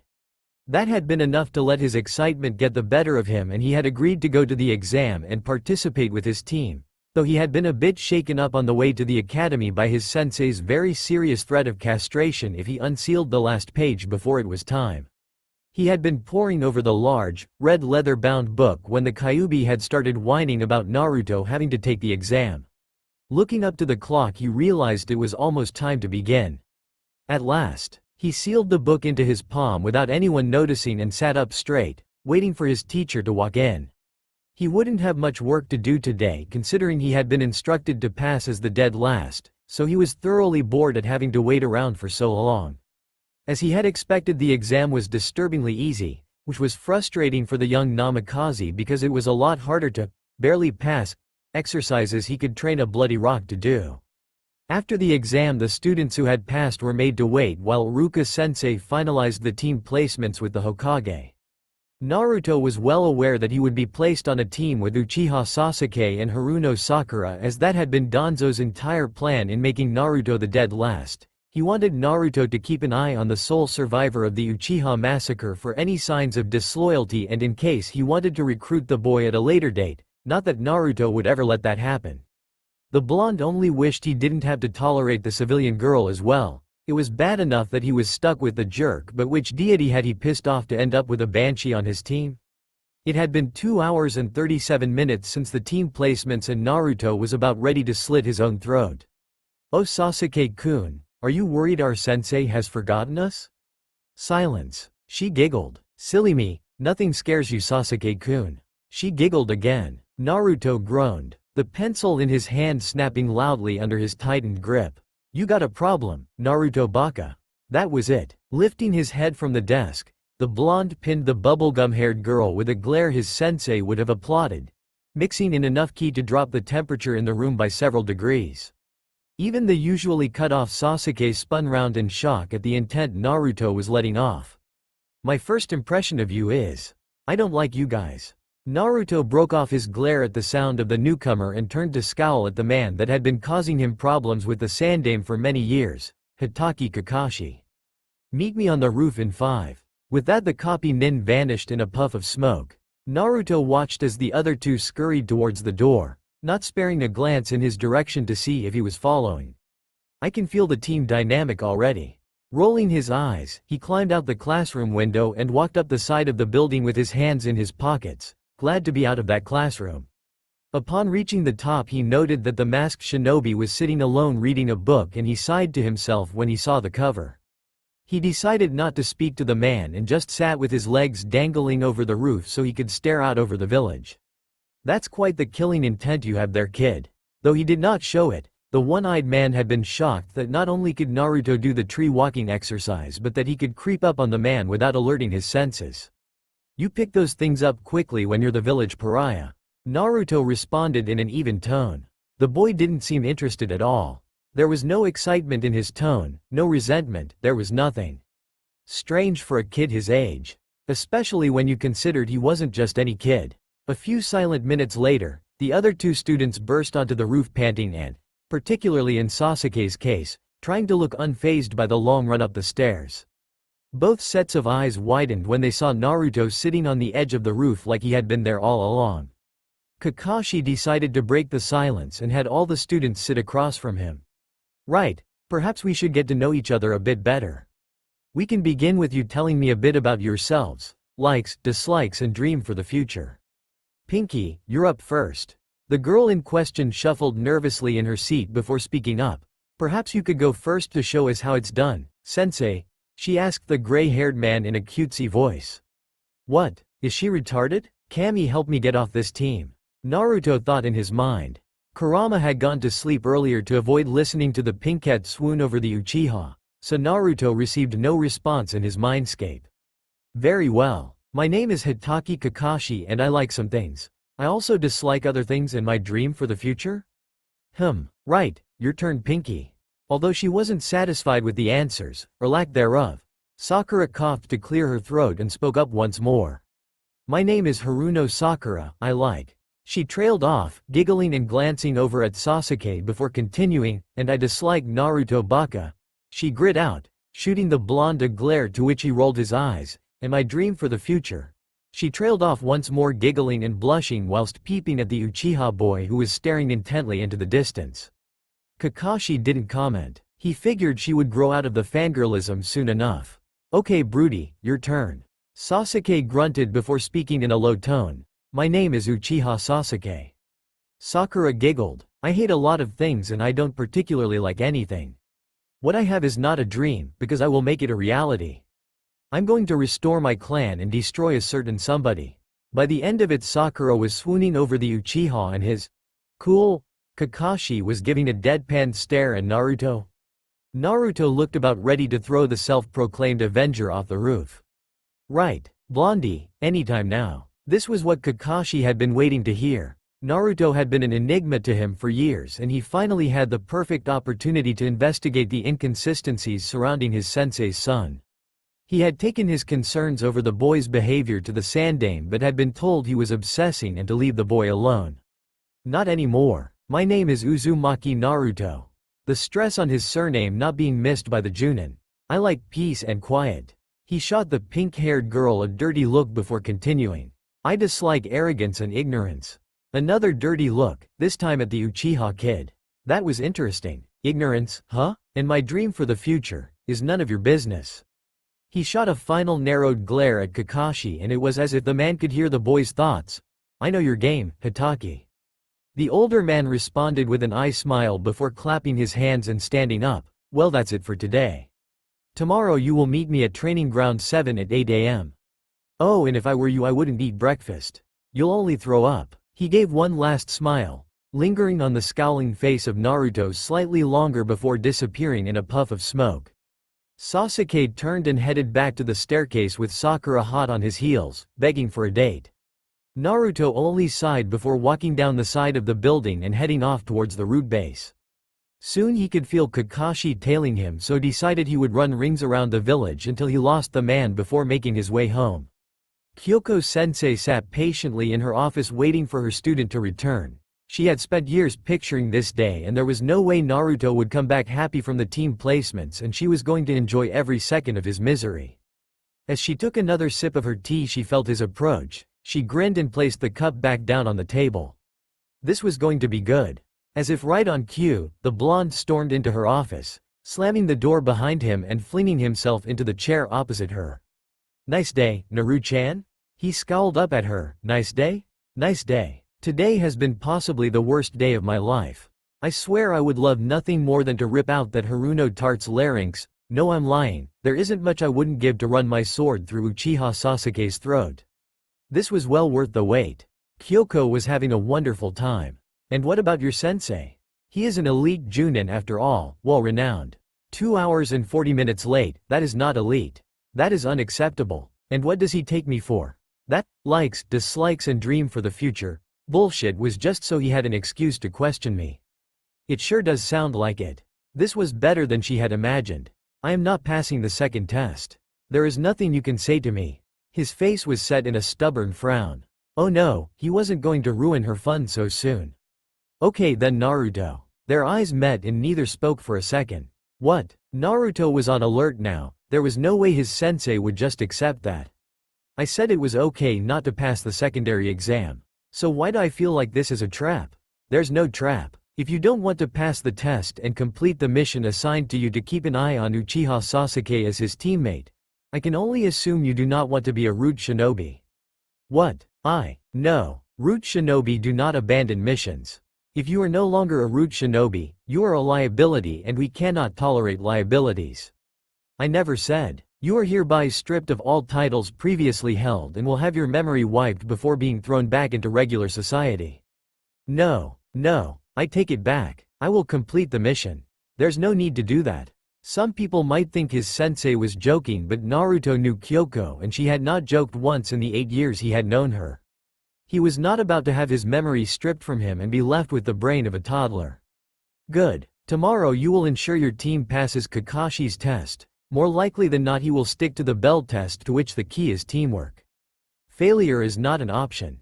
Dismissed. Nodding curtly to his sensei and walking towards the door, Naruto groaned quietly to himself. "My life cannot get any worse. Just wait till you go on your first D-rank mission." He froze in the doorway. D-rank mission? He had been taught that C rank was the lowest mission level, though he had never even been on one of those before. What the hell was a D-rank mission, and why was his sensei smirking at him like that? Day 2. It was the second day that Naruto would have to spend with Team 7, and he was seriously contemplating not getting out of bed ever again. "I would probably learn more here anyway. I can just tell that nosy Hitaki is going to be spending too much time stalking me and not nearly enough time preparing those genin for the real world. So just kill him and you'll get a new sensei." Problem solved. The Kyuubi didn't see why Naruto felt the man deserved to live. The village wasn't going to miss one lazy Junin. "Don't tempt me. No, I'm going to have to use a different approach to get things done this time. I think I'll pay Hitaki Kakashi a little visit before training today." He had been thinking it over during the night and reasoned that there was no way he could keep up the stupid act and hope to get anywhere with his public ninja career. He needed a cover story for his behavior during the academy, but what to say? "I still think you should just kill him. Or better yet, you could tie him up and leave him in your Kyoko-sensei's office. I don't recall you ever giving her a gift in the past. I just want the man off my back. I don't want him out of active duty and in therapy sessions for the next 10 years. The Kyuubi snorted. "Well, keep it as a backup plan at least." "Whatever." Rolling his eyes, an action he was certain he was going to be doing a lot later that day, Naruto slid out of bed and got dressed. He had a scarecrow to find. An hour later he strolled lightly into the clearing that held the village's memorial stone, clutching a single white tulip in his hand. Kakashi had not yet sensed his presence. Perfect. Let the show begin. This was going to be an award-worthy performance. "Kakashi-sensei?" Naruto whispered innocently once he was a couple feet behind the man. The gray-haired man jumped slightly and spun round at hearing the timid voice. Naruto, I didn't hear you arrive, were you looking for me? Kakashi had not been expecting to get time alone with the boy so soon. He had been unable to sleep the previous night trying to think how he could get closer to the boy and hadn't considered the child might come to him. When he didn't get an immediate response, he looked closely and saw that Naruto had a fearful look in his eye and was dipping his head slightly. It was as though the boy desperately wanted to tell him something but was worried the man would resent him. Had Naruto always been this fragile? It made Kakashi's heart drop to think that he had done such a terrible job at looking out for his sensei's son. What would the man say to him if he were here? What a sucker. Look at him. So pathetic. You've barely had to say a word. This is going to be so easy. Is there something you would like to say to me, Naruto? Whatever it is, I promise I won't be mad. The thing is, I've been lying all this time, sensei. To the Sandame, to my teachers. To everyone. I don't want to do it anymore, sensei. All I ever wanted was to be a super cool ninja and have people look up to me instead of those hateful looks. I tried asking for help in the beginning, but the teachers barely want to look at me, let alone interact with me, and Gigi is always busy and I don't have any parents and He paused for dramatic effect and glanced up slightly to see the pained look on the older man's face. Look, I know no one wants me around because I'm a Jinchuriki. He had to struggle not to laugh as the man in front of him flinched involuntarily. Where did you hear that? Kakashi couldn't believe his ears. Someone had broken the law, and when he found out who, no deity would be able to help them. Some drunk chunin told me years ago and I went and read about it in the library. Well, I sort of borrowed a book from the library, a few books. Look, what I'm trying to say, sensei, is that I pretended to be happy and stupid so that I could study and train alone without having to worry that anyone would try and sabotage me. I'm not nearly as dumb as my records would suggest, and the truth is I was scared that whatever team I was put on would be failed because it had me on it, so I did badly deliberately to be put on a team the council wouldn't want to fail.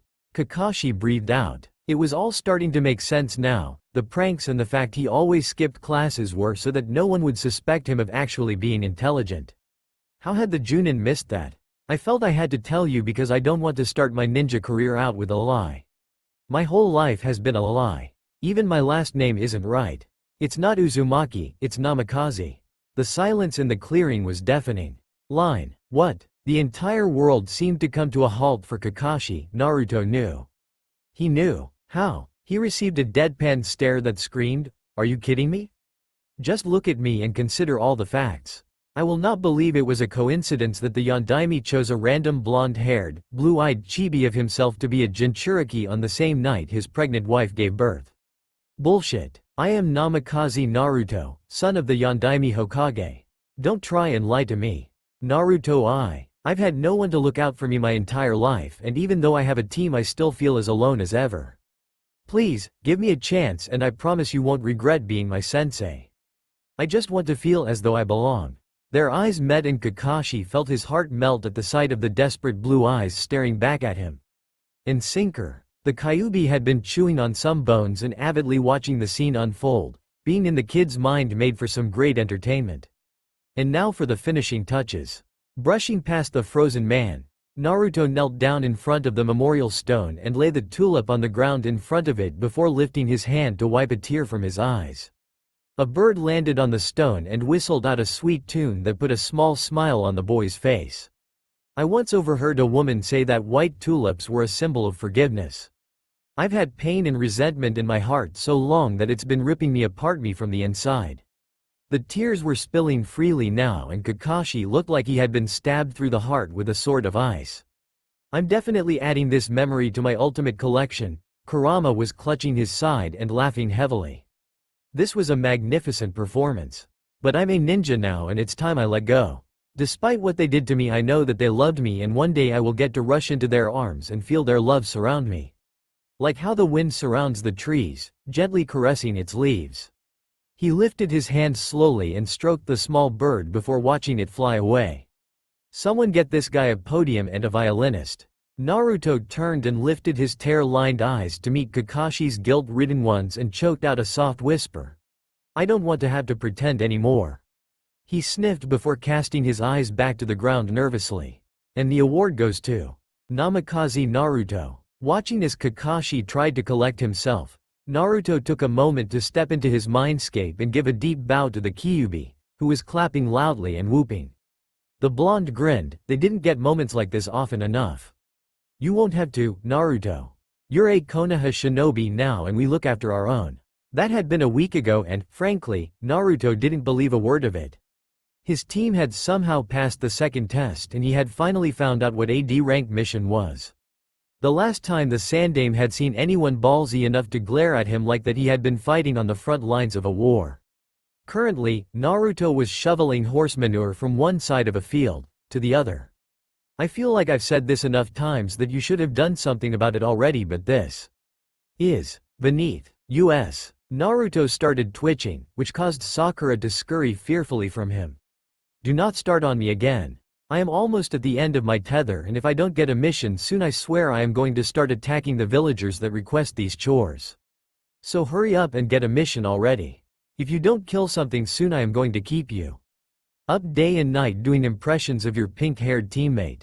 Naruto was about to retort angrily when he was jolted out of his mindscape by the sound of Sasuke's voice. Oi Dobi, stop standing there with that stupid look on your face and hurry up. Looking from his shovel to the Uchiha, Naruto's mind was already made up. Moving faster than the other boy could follow, he swung the heavy tool straight for the boy's face, only to growl disappointedly when it was intercepted by their sensei. Now, that is not how teammates behave. Sasuke apologized to Naruto. Naruto has been working the fastest all day, a moment's rest is fair enough. Kakashi sighed. Naruto apologized to Sasuke. We don't attack our comrades. Not a chance. The man sighed again. When would these two start to get along? Apologized to Sasuke-kun. How dare you attack him, idiot? Sakura screeched at the blonde. I will rip your Naruto. Kakashi scolded. This day was not getting any better. All of you get back to work. Kakashi sat to one side and pulled out his book, pretending to read it while he considered all that had happened since Naruto's confession at the memorial stone the week before. Kakashi had awkwardly tried to reassure the boy that he would not be punished for hiding his ability before he went to report to the Sandaime. The aged Kage had been quite surprised that Naruto had been training alone but was also relieved that the boy was more like Minato than they had originally thought. It was worrying that he knew about his Jinchuriki status and heritage, but they reasoned he had to find out sooner or later. In the end he had told Kakashi that they had failed the boy enough and that he should endeavor to look out for the Namikaze heir a bit better in future. Nothing more had been said on the topic since, though the Sandaime requested regular updates of his team's progress. The issue now was actually getting the three kids to resemble a team. Sasuke and Naruto were constantly at each other's throats and Sakura's obsession with the Uchiha didn't help. Kami, what was he going to do to fix the team dynamic? He wished his sensei was around to give him some advice. Watching them leave at the end of the day, not looking any more amicable. He started to wonder if he was cut out to be a sensei in the first place. Trudging back to the base, Naruto found himself thinking about the first time he had been allowed out of the village. It had been a B-rank mission to negotiate re-establishing a connection between Root and a powerful crime lord and his organization that was terrorizing a small country near Kumo at the time. His team consisted of Kyoko-sensei, Itachi and himself, though they had to use their Root code names outside of the village. Ho-Oh, Karasu and Tatsuru. Tatsuru, pay attention. This will be your first time out of the village and I won't have you screwing it up.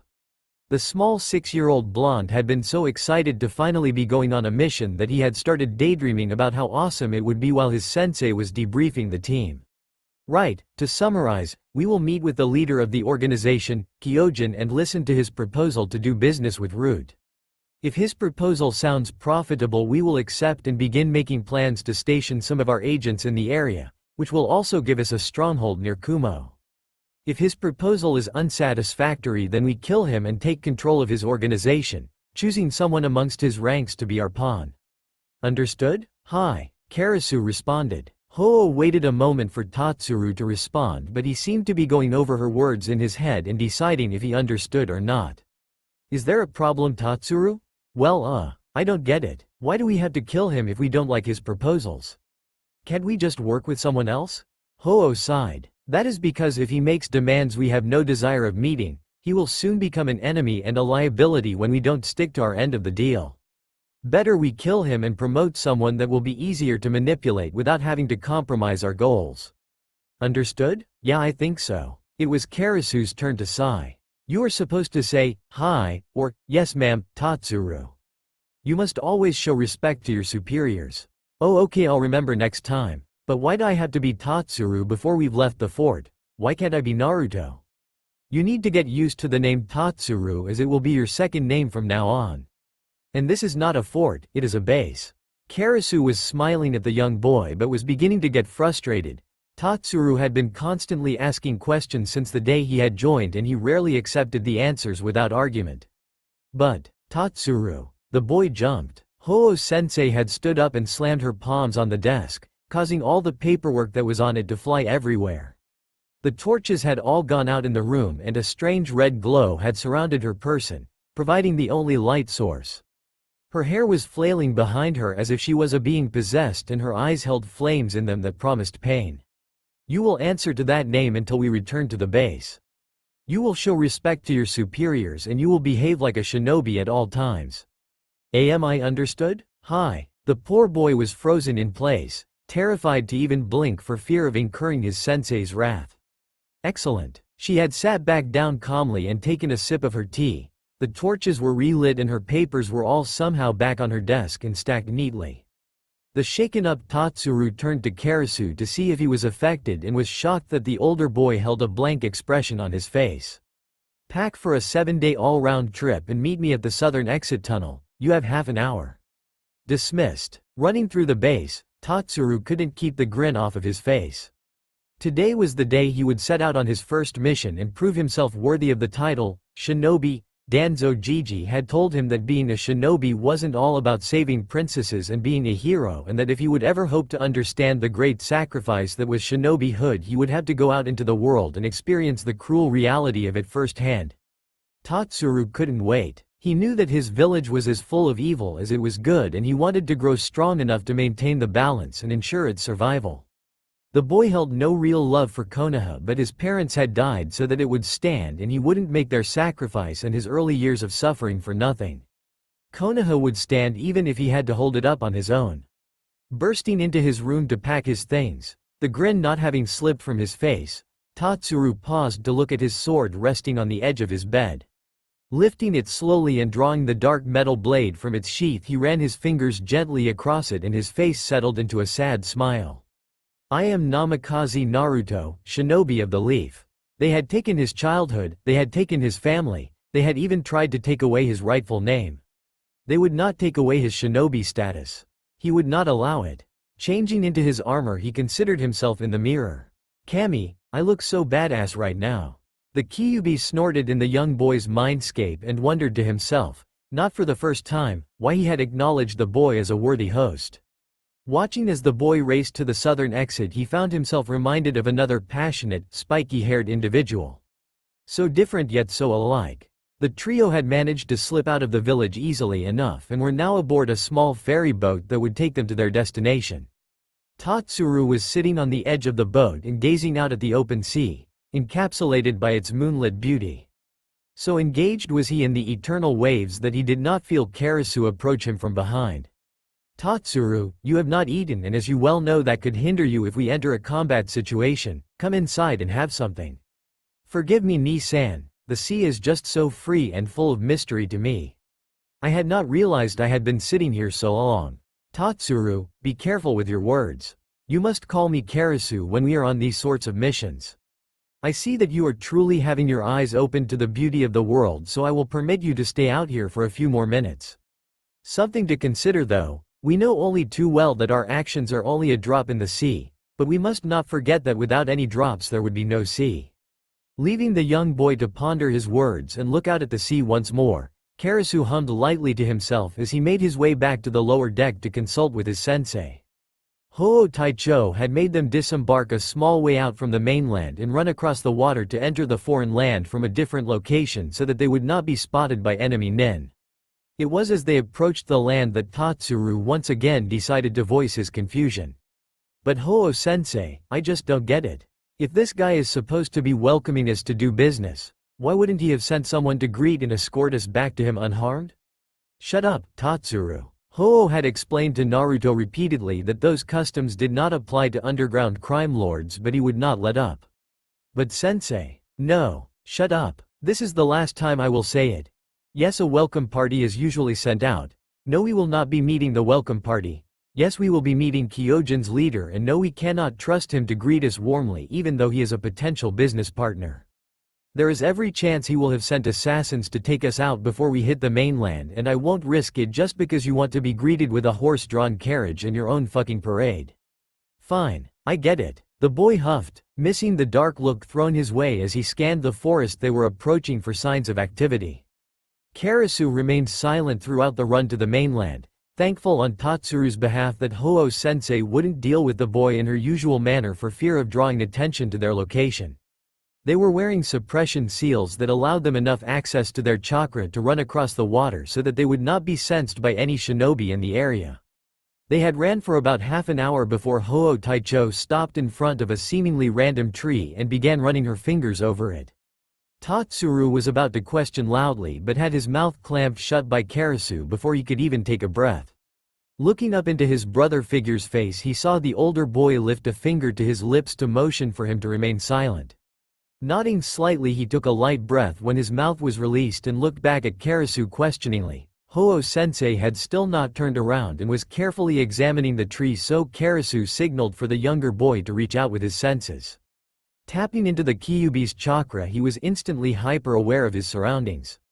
They were surrounded. His battle training kicked in and he quickly zoned in on each enemy nin's location and chakra capacity, trying to gauge their level based on their chakra development.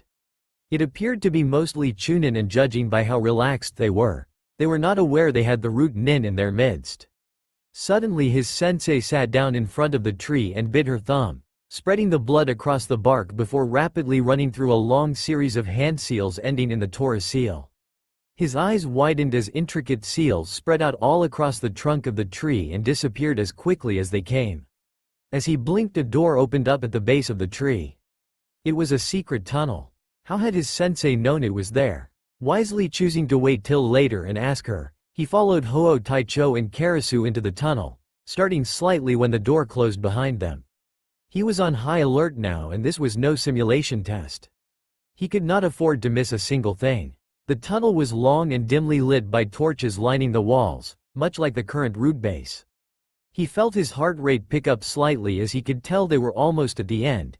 A large metal door was in sight, and it was enough that his excitement picked up once more. He was ready for whatever was behind there. Just as they reached the door, Ho-Oh Taicho turned to pin Tatsuru with a stern look, warning him not to mess up. He nodded in return, not turning from her gaze. Seemingly satisfied, she signaled Itachi to be prepared and placed her hand on the door. Yet again an intricate array of seals spread out across the door, flaring a deep red before blowing a massive opening in the titanium structure. Pausing to allow the smoke to clear, Ho-Oh Taicho calmly stepped into the room with her hair swaying behind her. My, what do we have here? Her voice was menacingly sweet as she sauntered past the many scientists in the underground lab, making her way to a now trembling man at the head of the room with Karasu and Tatsuru in tow.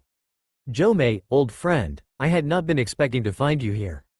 Tatsuru recognized the man from his picture in the root records. He was an incredibly intelligent scientist who made powerful explosives for the root division. However, he should not have been here working with the Kyojin organization without Danzo's approval.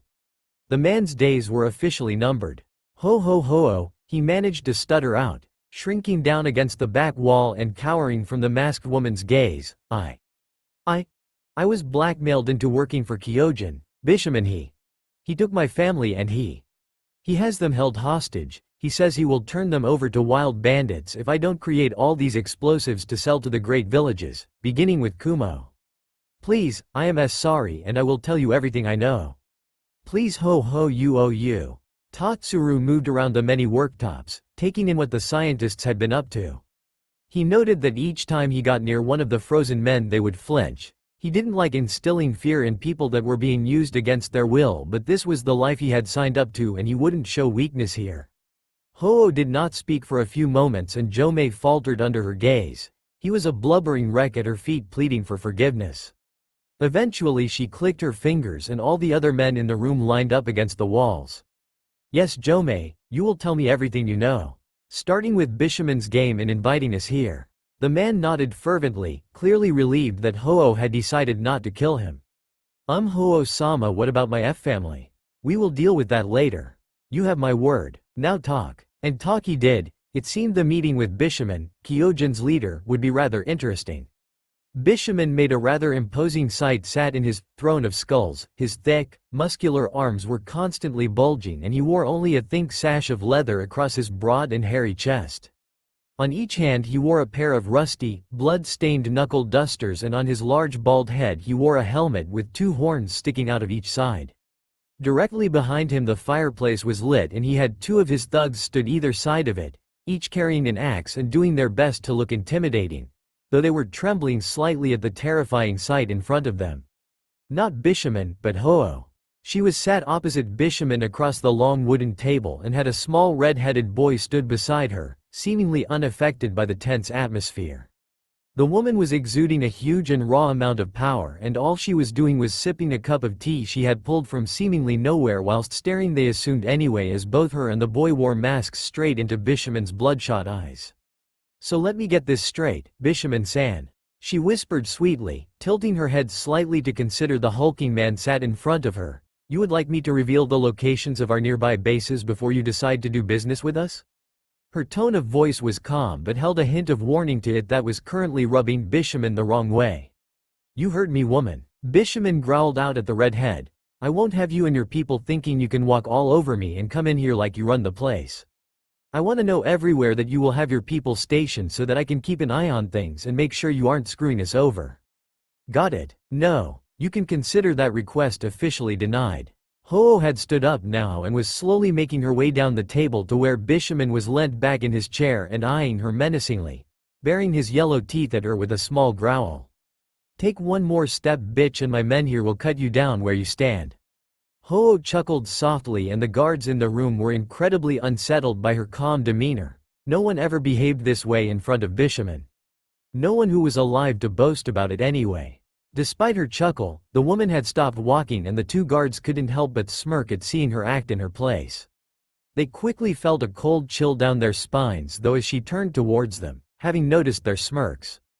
Turning to walk back to her chair, she settled down and crossed her legs before taking a sip of her tea and looking back at Bishaman once more. Will you work with us or not, Bishaman? Don't try that threatening tone with me, you bitch. I've made my terms clear and that's the end of it. Is that so?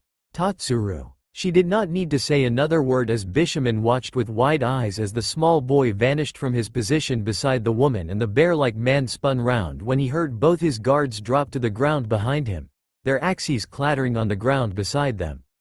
Dead. Throats slit. Spinning back around he saw that the boy was now stood beside his master and was resheathing his sword, perfectly calm. I have a different idea, Bishaman.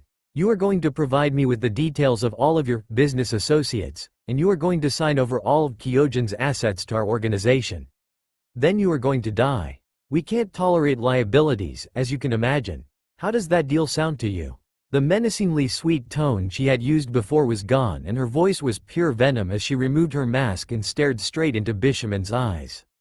The man blanched at the steel look in her violet eyes but was not about to back down to a woman on his own turf. You think those guards are all I've got? You and your brat are finished. This whole place is surrounded by Kumo nin just rearing to drag your pretty butt away. She chuckled once more and this time the man felt a sick, foreboding feeling in the pit of his stomach. Oh really? Tell me, where are these Kumo nin to help you now? Also, did I mention that we killed 14 spying ninja on our way in? Couldn't have them interrupting our meeting now, could we? She took another sip of her tea and clicked her fingers. Bishaman was unprepared as strange characters suddenly spread out across his body, binding him to the chair despite his most violent efforts to break free of the invisible force. The boy, he had moved from his place again. He must have gotten behind him somehow. Bishaman didn't have long to dwell on Tatsuru's whereabouts though as a figure dropped down into a crouch on the table in front of him, encapsulating the man in his strange red and black eyes. The man almost immediately fell into unconsciousness. The last thing he heard was the commanding voice of the red-haired woman. You will meet my demands. The negotiations are over. It hadn't taken long for Ho-Oh to interrogate the man for information while Itachi forged all the necessary documents to write over Kyojin's assets. She had put Tatsuru on guard duty while they ransacked Bishaman's base, and it was a good 20 minutes before a small red blur burst into the room. 2 squads from Kumo fast approaching from the north. Mostly made up of Chunin. 5 minutes till arrival. Orders, ma'am. He got out quickly and succinctly. It seems we've ran out of time together, Bishaman. She whispered to the bound man. The man was covered in blood and panting heavily. One of his eyes had been gouged out and he was missing both hands. Ho-Oh plunged a kunai into the crying man's throat and turned to her student. Tatsuru, you will hold off the enemy while Itachi and I finish up here and destroy this base. You must not fail, we will be with you as soon as possible. Understood? Hi, sensei. With that the small boy vanished from the room and set off at full speed to engage the Kumo nin. His adrenaline levels rapidly rising. This was the excitement he had been waiting for. You and me both, brat. You and me both. Right. Listen to me. Don't just go jumping into their midst with your fists raised, you need a strategy. You'll have to catch them off guard. I can tap into your senses and watch your back for you as well, so this should be a piece of cake. Got it, Kit? Hi. Thanks, Rama. For the last time, don't call me that. The boy always ignored his protests to the nickname. Hee, let's do this. Landing lightly on a high branch where he could see the approaching nin, Tatsuru slipped a shuriken out of his holster and timed the throw perfectly. The shuriken hit a tree branch, narrowly missing one of the rear shinobi's head as the others quickly tried to get into a formation and sense where the danger was coming from. It was too late. Tatsuru brought his hand up into a seal and the shuriken exploded upon contact, taking off the unlucky target's head and blowing back those that had tried to move closer to the victim. As they were distracted by the huge explosion, he dropped down behind one of the others and drove his kunai straight into the woman's solar plexus. Leaping back to dodge a wild punch, he dropped into a crouch and swept a different attacker's feet out from under them, quickly getting in close to slam his palm into the man's chest. The other Kumo nin's eyes widened as their comrade suddenly turned rock hard, frozen in place. One of their group gasped as the small masked boy then smashed his fist into the man, causing him to shatter into many bloodied pieces. 3 down, 5 to go. The boy mentally noted. Sidestepping out of the way of a sword shoved his way, Tatsuru spun on his heel to deliver a kick to the woman's head, but she was able to duck and ram her kunai into his chest. He burst into smoke. Shit, it was some sort of clone. Where has he gone? The 5 shinobi moved into a small circle, back to back, whilst they scanned the trees for some sign of the enemy shinobi. None of them could move fast enough as a hand burst out of the ground and dragged one of the shorter ones down into the earth. On instinct they had all jumped away, so none could act as the boy's head was swiftly detached from his head. The attacker having vanished once more. The 4 were about to retreat, but suddenly, as one, they all collapsed to the ground. Dead. Tatsuru stepped out from behind a tree and frowned at the new arrivals. Ho-Oh and Karasu were now leant casually against a tree and staring impassively back at him. I had that under control. I was totally gonna take out 2 squads on my own. He whined at his sensei. That cockiness of yours will get you killed if you don't watch it, brat. Ho-Oh responded evenly, though her tone was light and playful. Come on, the mission is complete, so let's get out of here. Karasu, who had appeared by Tatsuru's side and was ruffling the younger boy's hair and chuckling at the groan he received in return, quickly vanished and gathered all the deceased shinobi in a small clearing nearby before taking a step back. Fire style. Great fireball technique. He called out, watching impassively as his jutsu destroyed the bodies of the Kumo nin. That was awesome. You are so teaching me that when we get home. He heard Tatsuru call out excitedly. Motioning for the boy to follow, Karasu made after his sensei, who had long since disappeared into the trees. Looking back at the burnt bodies, Tatsuru's starstruck face turned into a frown slightly, but he shrugged it off and ran off after his team. It was time to go home and learn some new jutsu. No one would believe you had just taken out a Chunin squad if they saw that stupid, childish look on your face. Always changing emotion, you're a hard one to pin down, Namikaze Naruto. Isn't that why you like me, my 9-tailed friend? I don't like anyone. The great fox replied in an amused tone. Whatever, liar. The fox could only sigh as the boy appeared in front of him and stuck his tongue out. Being stuck with the kid wasn't going to be boring at least. Jolting out of the memory, Naruto was feeling a slight bit calmer and somewhat inspired. Things were so different now and not at all how he had once imagined, but he still had hope. Sitting at the end of his bed to unseal his sword and running his hand across the dark metal blade once more, the nostalgic smile he had slowly turned into a frown. He wasn't going to do this every day until the Chunin exams in a few months. He had to get a mission and he had to get one immediately. His mind made up, he resealed his sword and disappeared into the dark corridors of the base to confront his sensei. Please sensei, for the sake of my sanity, give me a mission. They were in the base's shower room with at least 10 other shinobi, all men, in the room with them, though Kyoko wasn't the least bit fazed by their presence. Naruto was not showering, instead he was leaning against the wall besides his sensei, who was rinsing a disturbing amount of blood off of her person and pleading with the woman for a mission. You are on a mission. You are keeping an eye on the Uchiha kid and… that is not a mission, it's a push to suicide. There must be some way I can have a real assignment. Come on please. Fingering what looked like pieces of brain tissue from her hair. How did she even? I honestly do not want to know. She finally let out a sigh and turned to face her student, who was deliberately looking in any other direction possible. Staring at him for a couple seconds, an idea came to her mind. Leave us. It was a barely audible whisper, but the authority in her voice was enough that the other showers were quickly turned off and every other person in the room vanished, leaving the two alone. Naruto was torn between emotions now. On the one hand he was excited that his sensei might be about to give him a mission, but on the other he was terrified she might be about to attack him for being insubordinate. Very well. He let out the breath he absently noted he had been holding at hearing that.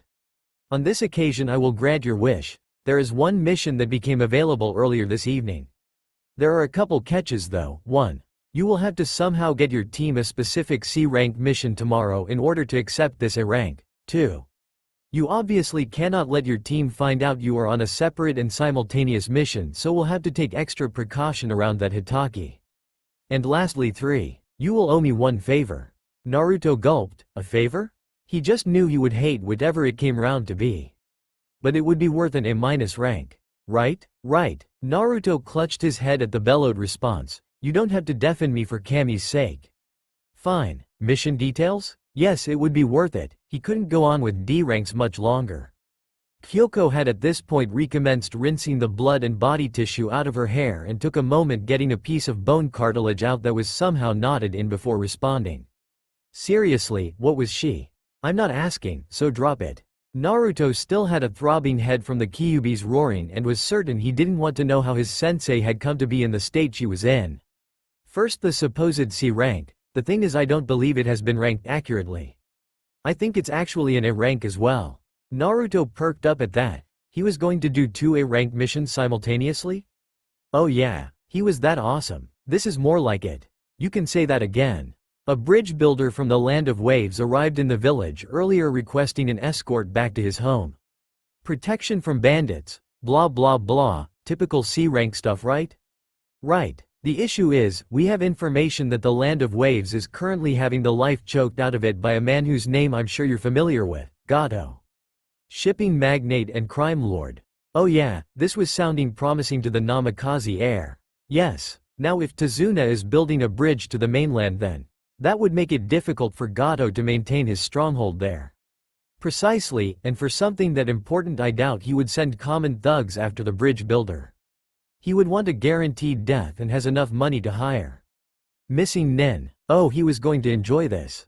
Not nearly as much as I'm going to enjoy this. There's been no excitement lately. You can kill twice as many people to make up for it. Finish my sentence again, Naruto, and I will sew your lips shut with a rusty needle and strap you to a dead bear in the forest of death. Sorry, ma'am. Now was not a good time to get on her bad side. She was doing him a favor after all. Seeing that Naruto was going to stay quiet, the Uzumaki woman continued on. So I deduce that Tazuna is lying to those brainless mission desk shinobi because he probably can't afford an A-rank mission. Anyway, that isn't our main concern, as I'm sure you and the copy nin can handle a couple missing nin. As you can imagine, we don't give a damn about the Land of Waves.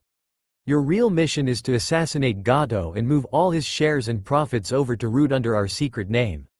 Gato is a former business partner of Donzo's, but it seems he's been dealing with some shady characters we cannot tolerate a connection to. Understood? Yes, ma'am. I will be assigning agents Tara and Sai to assist you from the shadows if necessary. Understood. Good. Now pass me a towel. Reaching into his kunai holster, Naruto quickly hanged one of his weapons into a large fluffy towel and handed it to his sensei before excusing himself to go get some rest. He had to get thinking on how he was going to get that C rank, after all. It was that tricky clause that Naruto was pondering as he ate his ramen at Ichiraku's stall. He didn't particularly like ramen, but the gentleman who owned the stall, Tucci, had been particularly kind to him when he was younger, and Naruto had made it his business to be the stall's #1 customer as his way of saying thanks. He didn't exactly dislike the dish, and the miso ramen was actually pretty good, so it was no problem for him. He only ever went at night though, so that other patrons wouldn't be turned away at his presence, but he ate enough food keep his title as #1 customer. Ordering another bowl, he immediately wished he hadn't as he felt a familiar chakra signature approach him. Hitaki Kakashi. What does he want now? Beats me. It won't look good if you cancel your order now, and he'll probably follow you anyway. Might as well indulge him a bit. TCH, he really is starting to grind on my gears again.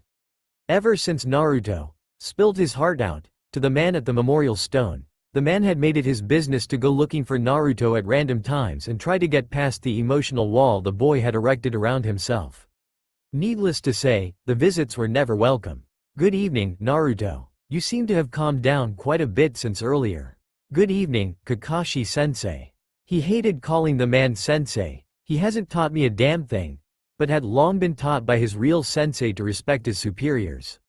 I suppose I've had a bit of time to think things over. Oh? Care to share your conclusions? Sure. I've concluded that Uchiha Sasuke and I will never get along, and that Haruno Sakura isn't going to change her ways until she sees her life flash before her eyes. I just want to be on a proper team, and, frankly, ours is anything but. We need something to really bring us together, to really make them see that the world is so much bigger than their issues. I suppose it's differences in growing up. Kakashi was both sad and impressed at Naruto's observations. A big part of him agreed with what the boy was saying, but he wished it wasn't true. Maybe if he could take them on a mission away from the village? No, the Sandaime wouldn't permit it. They needed more time. Time would help his team, he was almost sure of it. You know, Naruto, I still don't know your likes, dislikes and dream for the future? Your real answers, not snide comments about your teammates. He probed. He was desperate to get to know his sensei's son a bit and make up for the years of neglect. I don't know yours either. Naruto didn't sound interested, but Kakashi wasn't about to give up so easily. I like reading, I dislike traitors, and I suppose I don't know what I want from the future. The last bit was a lie, but he wasn't about to bear himself out to a 12-year-old, sensei's son or not. Naruto saw right through the lie and knew enough about Kakashi from the root records to deduce that the man's dreams were probably only attainable in the afterlife. Sighing, he finished his ramen and turned to face the man. Well, my earlier answers were the truth, but I also like training and reading too. I dislike the cycle of hatred in the shinobi world, and my dream for the future is still none of your business. Jumping down off of his stool and ignoring the man's sad smile, Naruto started to walk off but froze when he heard Kakashi speak once more. He was my sensei, your father. Naruto smiled. I know, he must have been a pretty lousy teacher if I'm honest. Kakashi was startled. How could Naruto know that? Oh, and what makes you say that? He was surprised to hear a genuine chuckle from the mysterious blonde, because no good sensei would allow their student to be so consistently late and utterly lazy. Watching as the blonde walked off from the stall, Kakashi smiled to himself and looked towards the Hokage monument, thinking of his old team. He would get through to Naruto, the boy was his last real chance. That's all for now. If you enjoy this video, then please like, share and do comments.